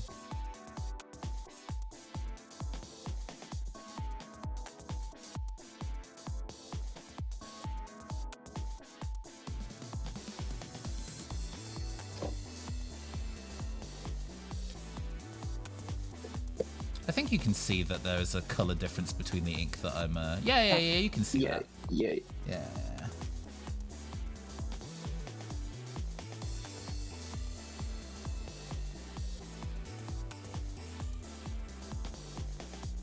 Although it does kind of look like if you're painting a mini from scratch and you go over an area that's dried with the same color paint, it kind of looks a bit like that. Yeah. Once it dries down, it might end up settling. We'll see. You know, these kind of things definitely tend to vary when you're working on different surfaces or with different brands of material. They can always interact in interesting, unexpected ways. So we'll see how this behaves, and we will improvise, adapt, overcome.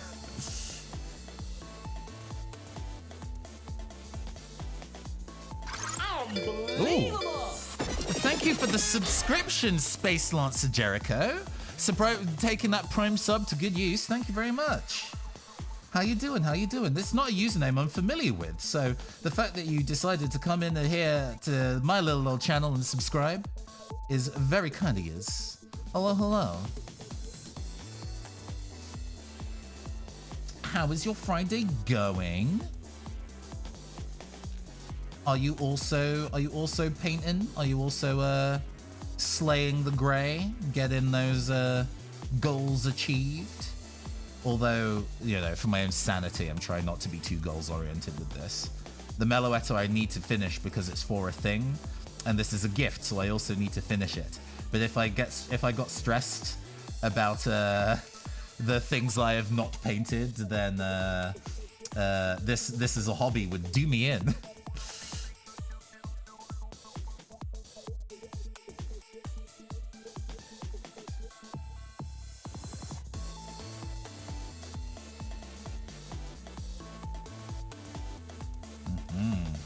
I also need to do something about these little bone spurs at the back. They are very tepid feeling, and it might be because, you know, they're little rounded nubs because it's a plastic miniature that's designed to not cause harm to children. But I wonder if there's something that I can do to kind of make them feel a bit more dynamic. Also, that tuft of feathers currently facing the camera looks odd. Yeah. We choose to not think about such things, Rook. This is a God-fearing Christian stream. That is not true in the slightest. You can't prove it. Big fan of welcome campaign. Oh, it's a campaign listener. Yo, hello. That's super nice of you. Thank you so much for hanging out with us. It's genuinely a fucking delight when people say that they know me from Campaign Skyjacks. One of the best gigs I've ever had. Oh, yes. Yes, no, that's fine. I apologize about that. Chat settings occasionally to avoid the existence of stream monsters. We have certain settings on. I wonder, because there was a period of time where it was very, very necessary because I was doing like front page streaming stuff, right? Where, yes, I probably do need to make sure that those settings are on because we don't need randomers coming into chat and suddenly doing a racism. But now that we're not worrying about front page bits and pieces, and it is the very, very specific and delightful audience that kind of usually tunes into this on the regs, I could probably relax that. Until someone decides to start acting the fool whenever that may or may not happen. You know, we can keep it chill. Am I painting on camera? I am just about. There we go. Yeah, you are. Like, if you don't, I will let you know. Cool, thank you. But also, in regards to this being a nice Christian stream, I'm going to read out the list of permitted terms for this channel. Hey, these are things that other people say, not me. Go ahead. Which are DILF, gay ass, and fucked up. Hey, the legacy of one of the Pokemon in our Soul Link Nuzlocke of Black and White being called Dilf Hero, I guess continues to sit. I like to challenge the notion that Nathan has never said Dilf on stream. I haven't. Caster has on a number of occasions, but I would maintain that coercion was involved.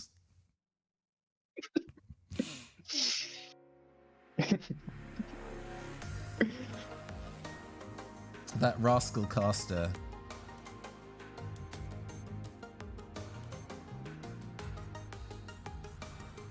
Yeah, we'll work out what we're doing for shading here. We're experimenting, trying to get the maybe using a wash in these areas might be sensible.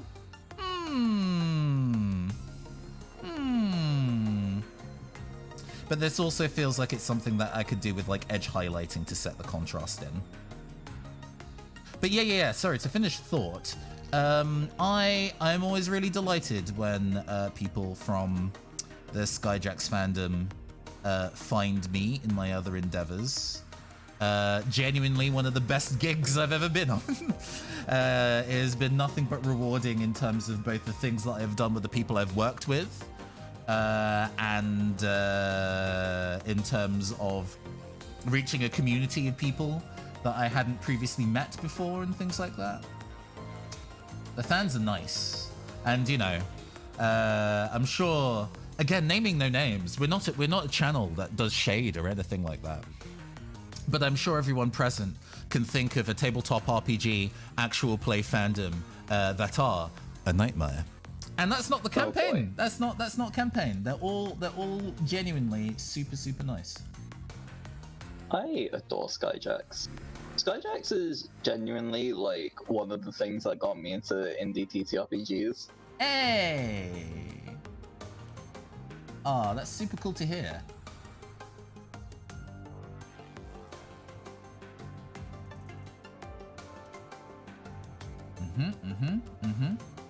Just making sure that the feathers on the side of the face are also looking nice and crisp and clean. Wasn't expecting such a delightful panache. Oh, you know. We got to do what we can. You're catching me on a day with good energy, I think. But actually, I mean, you know, the way that that streaming can go in general is that it's like a positive or negative feedback loop from the streamer and the audience, right? If the audience give good energy, then the streamer gives good energy back, but also if the streamer is giving rancid energy, then oh boy, you can tell. Sorry, lifted away from camera a little bit for a detail that only I can see. There we go. That's looking pretty good for the red. We can get some of the bits and pieces in between there. I guess there's been some dry brushing involved. Actually, dry brushing to be able to get all the highlights on that might work really, really well. A fandom that is known for charity work as much as they are for harassing creators into obscurity. Can't imagine that.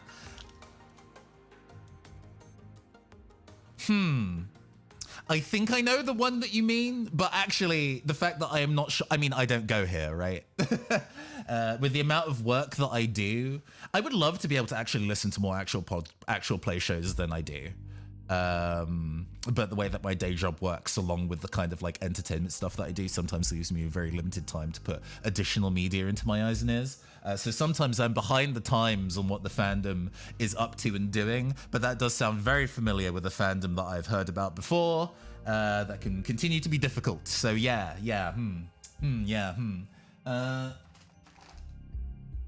Let's get some yellow up in here. Some Flash Gets Yellow.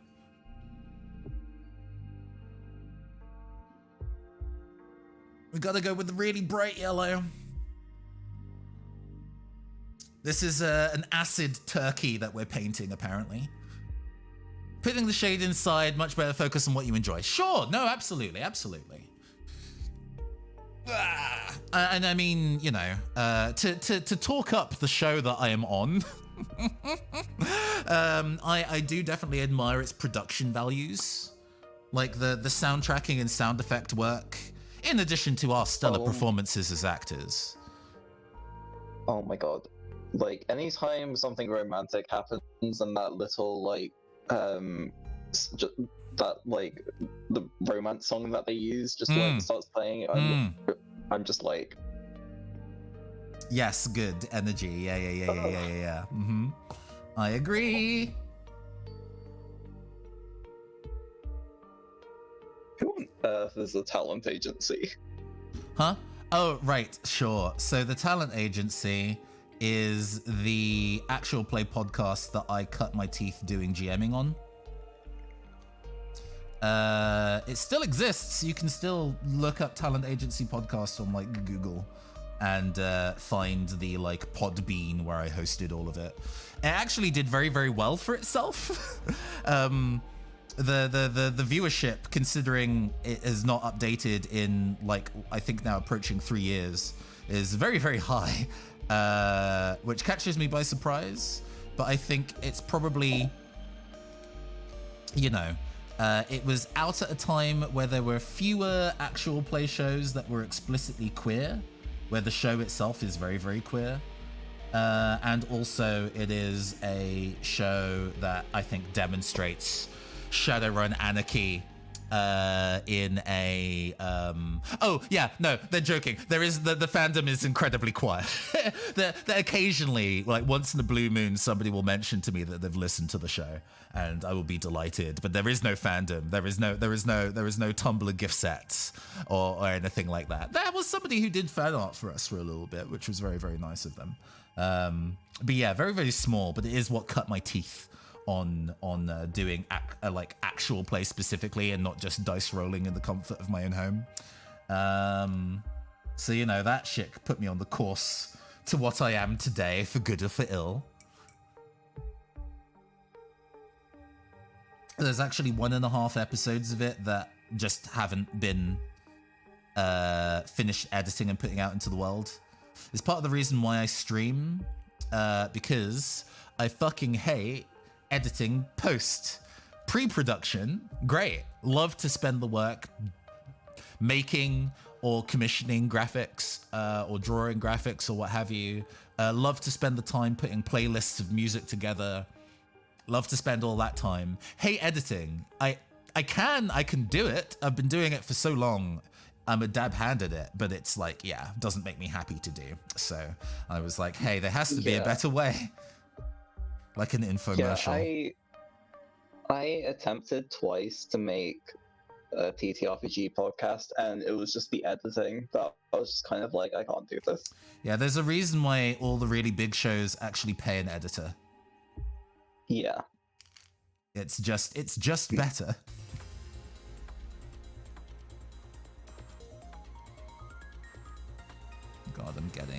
out of red paint on these cream feathers, but I will fix that later.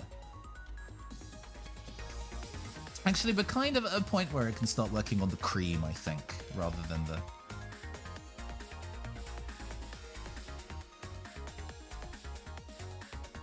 Well, I have managed to...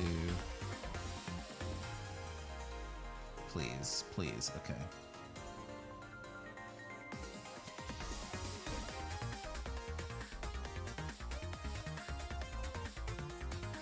There we go. Now, the hair is a bit more yellow than the pale sand. We have also a sunny skin tone that is kind of like a peachy orange, and that might work well for the underlights in the hair, and then also highlights in the yellow.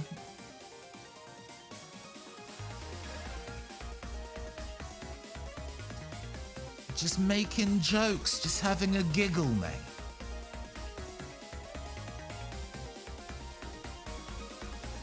Silly, haha.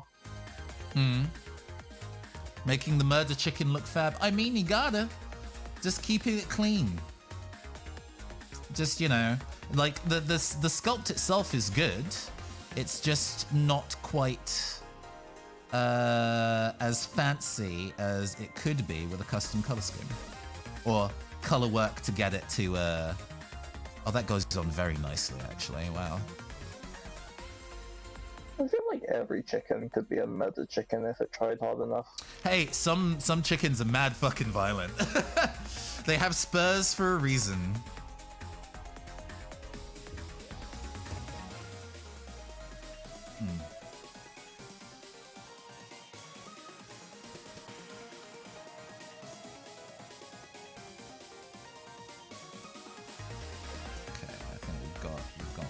Here. Nice, nice, nice. Maybe a little bit on the thick side, but that's fine. We're going to have to give this a too thin coats situation anyway.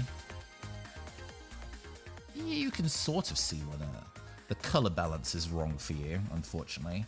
I have to have the bright light so I can see, but it's definitely blowing out the colors on stream, to which I can only apologize for. But if I can't see it, then this is definitely going to be a lot worse.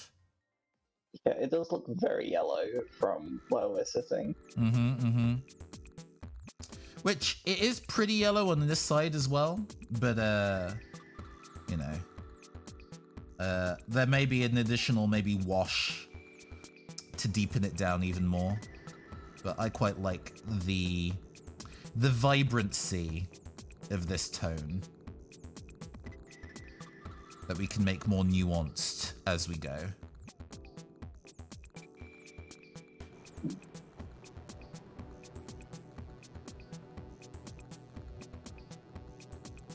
I remember in like year 2, well, it was year 1 or year 2, like the school had an incubator and some chicken eggs for some reason. Oh, sure. And so we did the whole thing where like we hatched some chickens, and they were so cute. They were so little. Learning the life cycle. Oh, this has come up on stream previously. Somebody mentioned, I think Rafi mentioned, that the kind of original design philosophy for Blaziken was to highlight the Japanese tradition of like at summer fairs and things like that, winning a chick where the chick's like fuzz had been dyed in pretty colors. And it's like, oh, you take it home with you, and it's really cute. And then obviously, as time passes, it grows up into a chicken. And then people are like, oh, it's not cute anymore. Shit. We don't like it. And get rid of the chick in. And so Blaziken is supposed to be the example of Torchic being adorable. And then as it evolves, it grows into a not cute chicken. That's actually quite sad.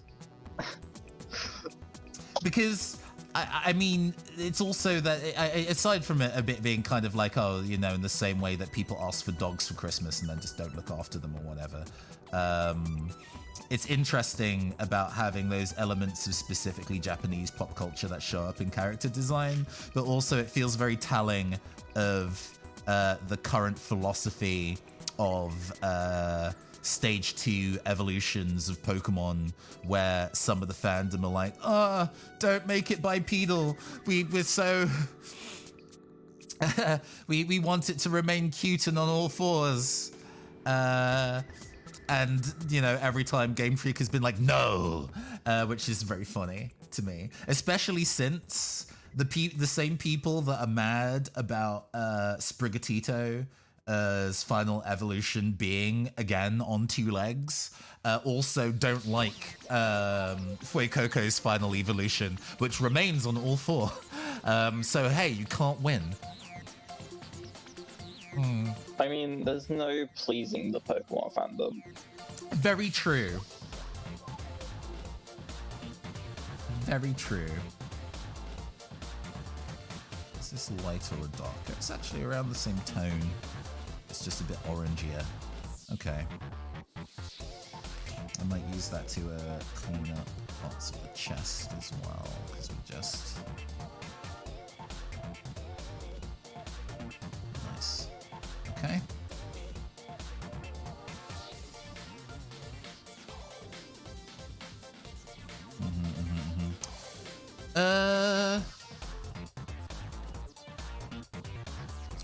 Which might mean we're gonna work in a little bit of the red ink into the sunny skin tone. Oh, sure. And we get a much more pinkish hue, which we're probably gonna get.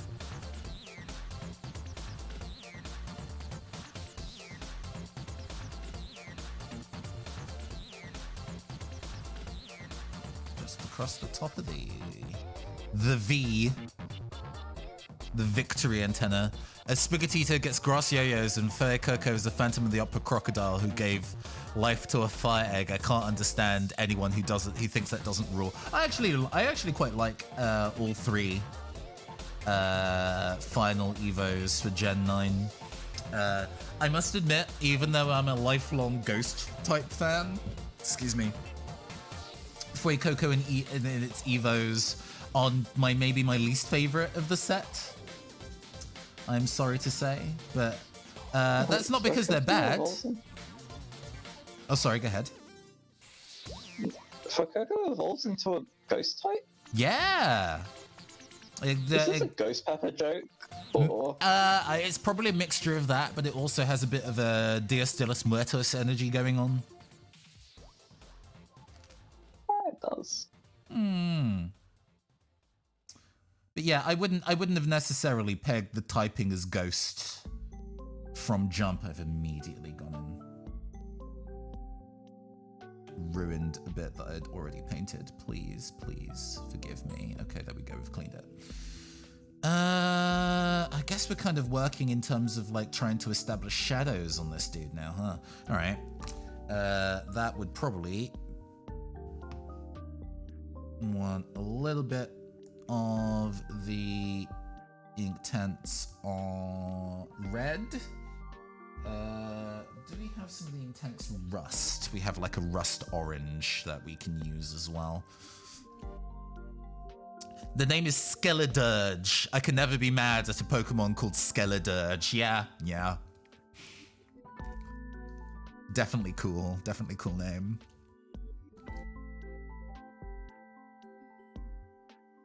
Yeah, the orange takes a bit more shaking up.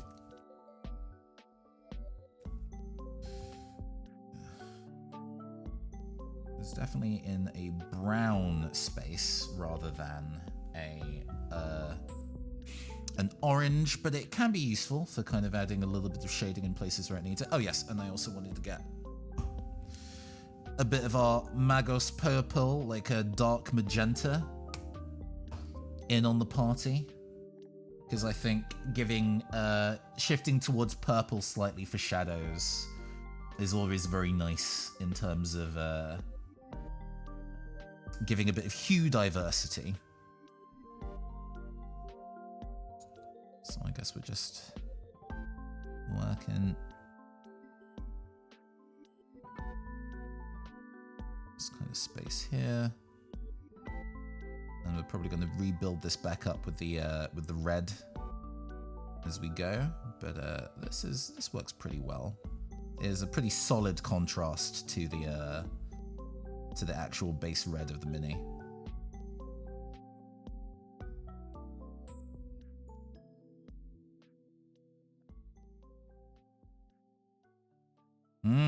Yeah, sure. That looks good. Okay. We could do a little bit more of the red in there. We can work that as we go. Yeah, that looks good.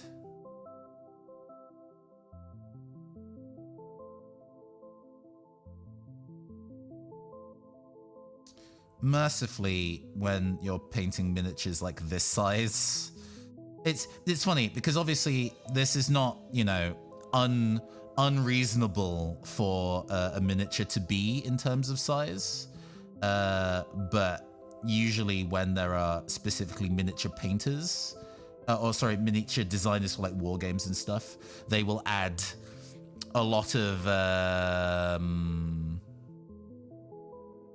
detail, like almost exponentially more detail as the mini increases in size, and you're like, no, it doesn't actually need to be. It doesn't need to be that overly complex. That just makes it more annoying to paint at that size. What are you doing? Slow down. Yeah, I see a lot of like Warhammer specifically minis that are just kind of like decked out to the max, and I'm kind of like, yeah, that looks pretty when you, a professional mini painter, has painted it. But I don't want that. I don't want to have to paint that. I can barely paint the basic Space Marine. I'm not going to touch that. No, I feel you. The Adeptus Mechanicus minis are very cool looking, but some of them are definitely in the like overly detailed maybe space. So yeah, no, I've been there. It's why I kind of am only really interested in the infantry units, because they are comparatively easier to paint, and even then, not necessarily that easy. Right, we're gonna just... Like, speaking of, like, I really hate the kind of, not even expectation, but kind of an expectation to like paint minis in the way the designers intended, like with an official color scheme. Yeah, that was actually my initial experience with painting miniatures at all. There's been multiple errors in my life of attempting to get into this hobby and not quite making it. When I initially got into it, it was because my high school crush at the time was into was into Warhammer. So then I became a fan of Warhammer so I could do the Warhammer after school club with him. And so, you know, going to Blue Water Shopping Mall, for those who know what that is,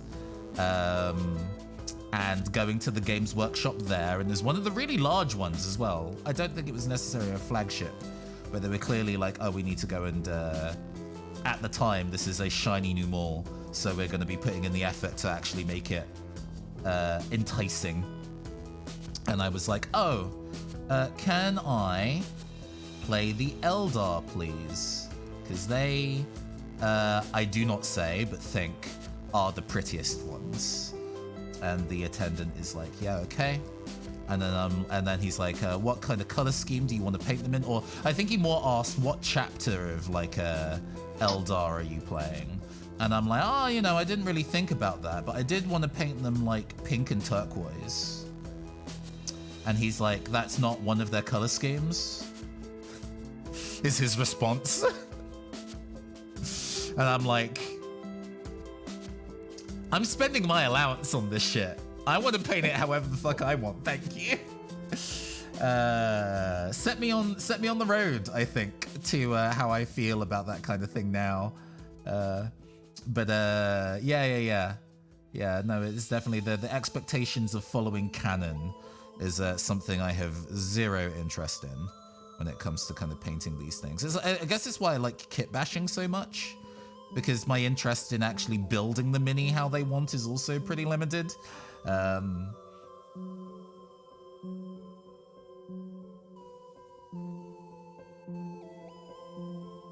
Yeah.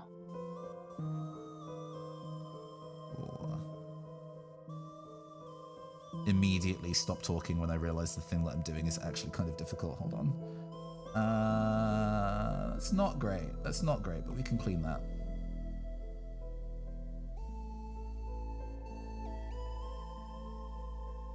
Okay. Wanting to lean more in the purple. Can I get the angle right too? Okay, yeah, here we go. Maybe. Okay, that might make. That's not any easier. Okay, no, it's fine. It's fine. It's fine. It's fine. Nothing go wrong.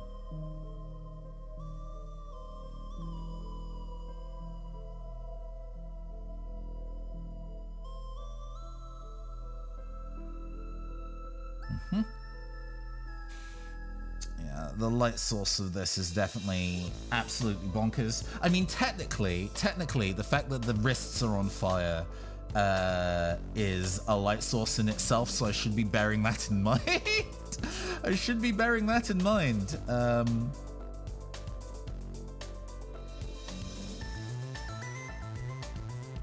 no, did I just... Yeah, I did. Ah, shit, hold on.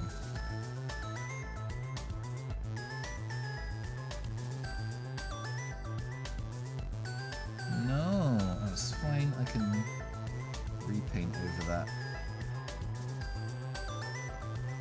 There we go.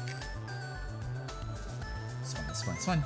It's fine. Didn't make a mistake. Nobody saw anything.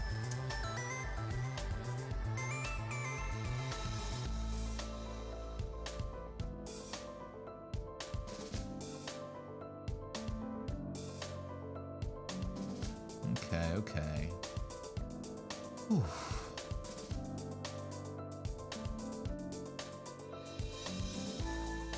Yeah, because you painted your Space Marines purple, right? Which I don't think is a... I don't think is an official... That's not an official chapter color scheme. I don't think. It might be.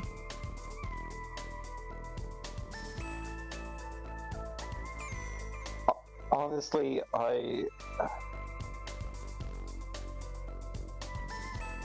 apologies to my friend who is definitely not watching this, who works for Games Workshop, but, like, I care I don't not. give a fuck. Yeah. Like, I couldn't care less about Yeah.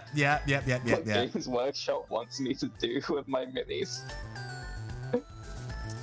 It's interesting because, like, even though I'm like, oh, I enjoy kit bashing, I want to build all of my minis and my Adeptus Mechanicus, my AdMech, in a color scheme that I would prefer. But also, I do actually want to be able to take it to a Games Workshop store and play with it without them, like, shaking their heads slowly at me and showing me the door. Because if you, as I understand, if you rock up to the venue with a mini that is too customized or just doesn't have enough Games Workshop parts, they'll be like, you can't play with that here. Which I sort of get, but also sucks a lot. That genuinely baffles me. They only want to see you play with official pieces, I guess. Okay.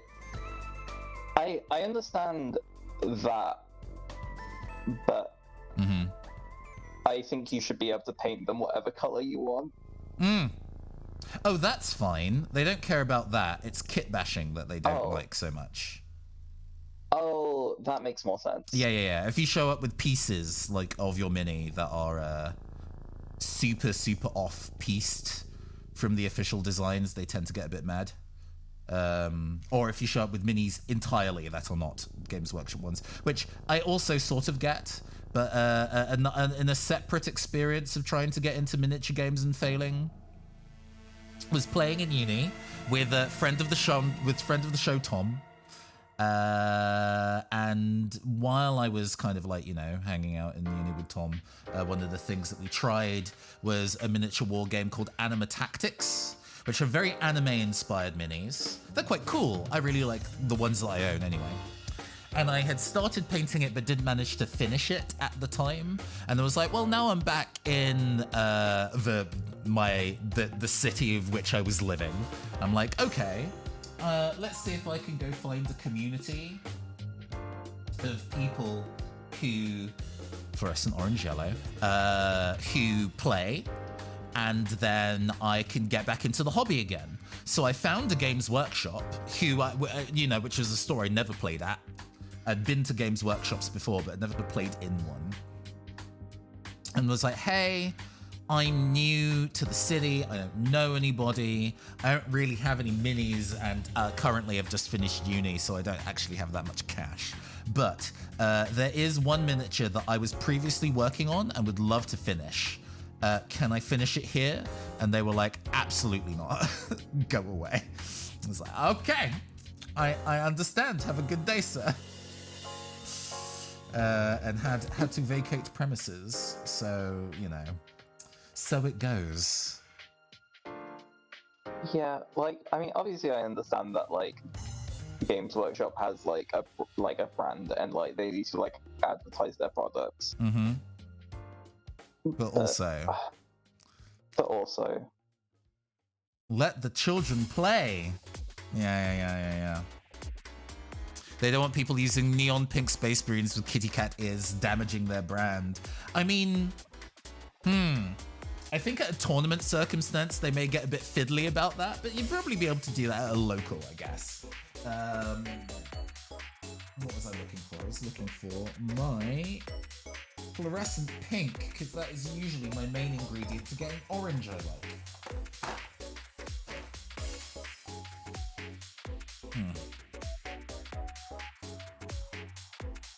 Space Neurines. Yeah. Very good.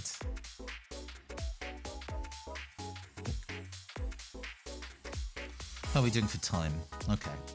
I am starting to just get... It's a Friday night and almost 11 o'clock and I'm old, so I may have to retire soon. But we've made very, very good progress today. We have gotten a mini to finishing touches.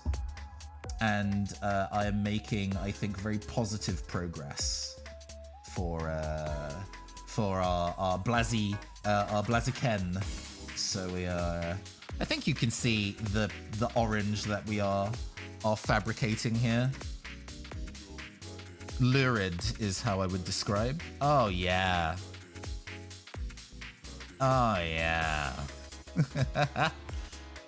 I didn't use any neon paints on my Meloetta, so we needed to adjust that for this occasion.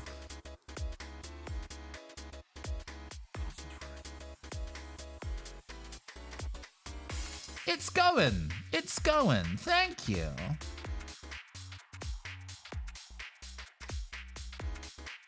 The details and stuff that we're doing are not especially, super high tier...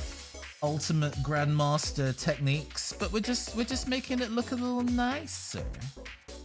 And then hopefully I will also have the time to go and properly paint the base as well. The base is unpainted. It's just standard grey, but I'll make it look like proper concrete. I'll probably pin 1 foot so you can remove... I'll pin it but not glue it in, so you can remove it from the base if you want to. But if it turns out that you want to go and show up at a tabletop game, show up to a D&D session to cast horrible aspersions about you, Rafi, to attend a D&D session, you'd be like, this is my character, slams down the Blaziken. A Blaziken that is so much taller than every other mini. Yes, exactly. I'm a boss character.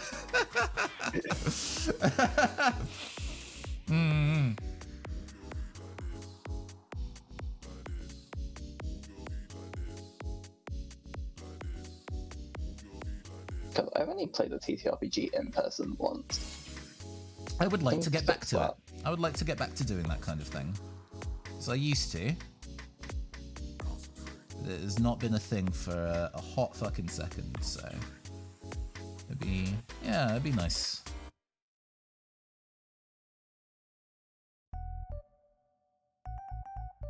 Because my partner, he is in, I think, 3 separate campaigns. How? I know. And weekly, too. I think one of them is online. But the fact that he gets to, like, you know, connect with his friends in person in such a fashion so regularly, genuinely amazing. I mean, I enjoy my own company, and the fact that I have so many internet friends is what got me through lockdown. Because I knew so many people that were just so lonely because they just weren't able to see anybody and didn't have any digital connections, really. So my online friends and, you know, Phantom Arts Entertainment as a general collective of creators means the world to me. But I have increasingly realized it's like, oh, for my own health, I need to quite specifically start making the effort to connect with in-person communities a bit more. Just, you know, to have that grounding. Yeah.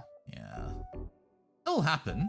I'm not rushing it or anything like that. It's gonna happen with time and with my own efforts. But it's it's a thing that I've specifically been bearing in mind recently as like a mental health thing, is to kind of like, hey, you know, your online friends are amazing, but you should also occasionally see other humans in person. Just occasionally, when the mood strikes you. As a treat. I was actually talking to my dad about this before the stream, with a very unexpected call from him. It was nice to talk to him and everything, but it was like, when I mentioned this, he was like, "Oh, I mean, isn't the gay community in your city really kind of like quite vibrant, you know, and they're like wine bars and stuff that you can attend to go and speak to people and things like that?" And I was like, oh my god, I mean, that is not an unreasonable thing to say, but the idea of having to go to a venue like a bar, interrupt somebody who is having a perfectly nice time without me, and strike up a conversation like they A, want to have a conversation, and B, that we're going to have anything in common to talk about, strikes me with such fear. Yeah. Yeah, no, I get that. Good God. So, yeah, no, nice suggestion. An entirely reasonable one, too. No shade at you for suggesting it. Absolutely not. The thing I currently have in mind is to I found a makerspace in Manchester. You know, a place that has all the kind of sewing machines and 3D printers and like metalworking tools and things like that. And I like those. I can sew, not very well, but I've made a couple of things myself. We started to get some texture in the hair with the brush strokes, kind of getting that in.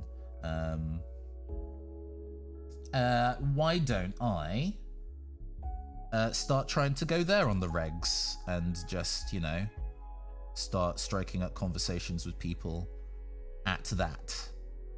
Because, you know, even if I go, oh shit, no, I don't think I can put up with the idea of having to do conversation right now, I can just work on a project and not have to.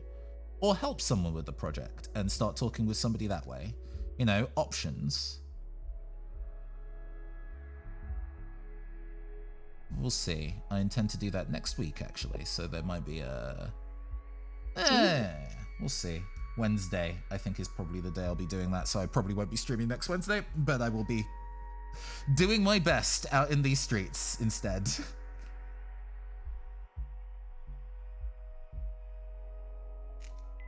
Everybody cheer / pray for me.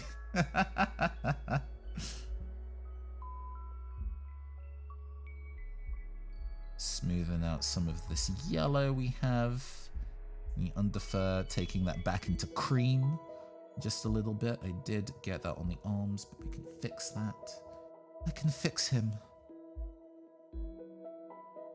Oh, apparently that was a while ago and it's already dried. Okay, fine. We have red ink that we can just dab on there. Yeah, there we go.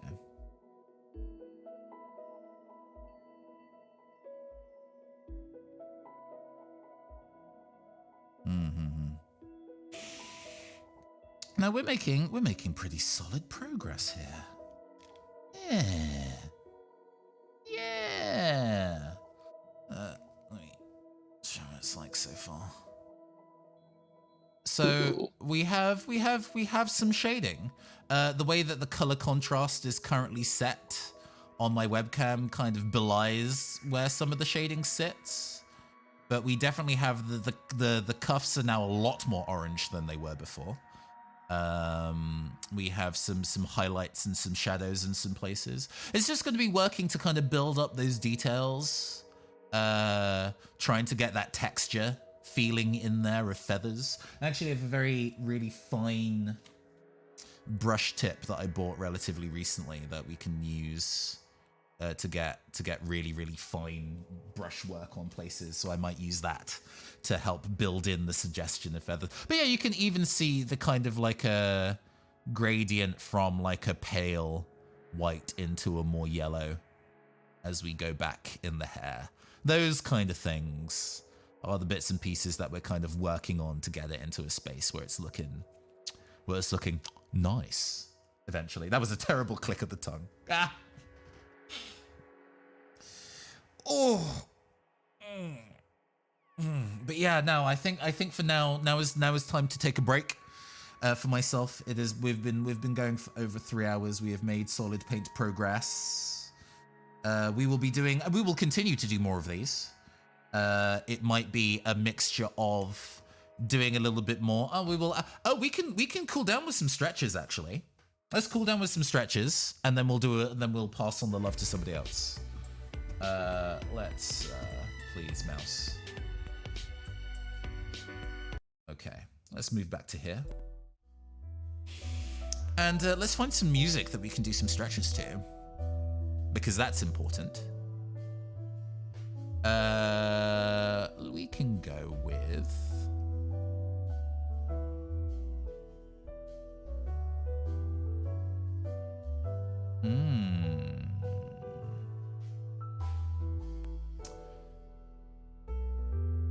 I'm like, how ironic do I want to make this stretching session? Since we're Pokemon themed today, Laversity from X and Y. Okay, so we're going to do a handful of arm, elbow, and shoulder stretches just to kind of warm down. We've been working our wrists, so we're going to make sure that we're gonna like also move this back. Not in my eyes, please. Thank you. And we're going to move this down a little bit so you can see. You can still hear me, all right? I think my voice waves, my waveforms are still, yeah, we're good. So we're going to be doing stuff with our hands and wrists first. You know, we're just going to let these settle both toward and away. We don't need to push it really hard or make it bounce. We're just feeling that stretch. I can already feel it in my right wrist. Oh, especially when we're putting it down. Yeah, there's some tension there. Goodness me. We're just going to do a couple of these. Just raise the roof and then go limp-wristed. We're just going to do a couple more of these. 4 more. Party in the back, gay in the front. 3 more. 2 more. Last one. And now we're gonna pretend that we have like the invisible kind of like weights machine. We're gonna put our fists out to the side like this. Then we're gonna bring him into the middle. And then we're gonna bring him out. And you're gonna feel this in your shoulders. Again, my fucking right shoulder. Apparently I put a lot of stress on my right arm when doing these. I guess holding the paint handle and gripping it too tight or something. Oh, yeah, there we go. 5 more. 4 more. 3 more. 2. Last one. Oh, yeah, there we go. Let's raise the roof a little bit more. Back into this position. We're gonna do a W with our arms like Wario, and then we're gonna put our arms up in the air because he's number 1. So Wario is number 1. Oh god, that stretch feels good actually. Hell yeah. Fuck. Oh, down and up again. Common Nathan dub. And up again. I hope everybody else is fucking stretching too. Oh, 4 more. 3 more. Oh, I felt a click there. You know I'm fucking old. Oh my god. 2 more. 1 more. Let's do a bit more wrist work, shall we? So we're just gonna do fists like this, and we're just gonna turn it as much as our wrist will sensibly allow without too much strain or bouncing. Just get some twists. 5 more. 4 more. 3. 2. Last one. Oh, there we go. Ooh. And we can do some behind the head stretches and then we'll do it. So we're getting our, for me, left arm up in the air. Gonna place the hand on the shoulder blade. With the other hand, we're just gonna go over the top so we're holding it. And just feel the tension in this part of your arm right here. And just hold it. 5, 4, 3, 2, 1, and then we're gonna let it go.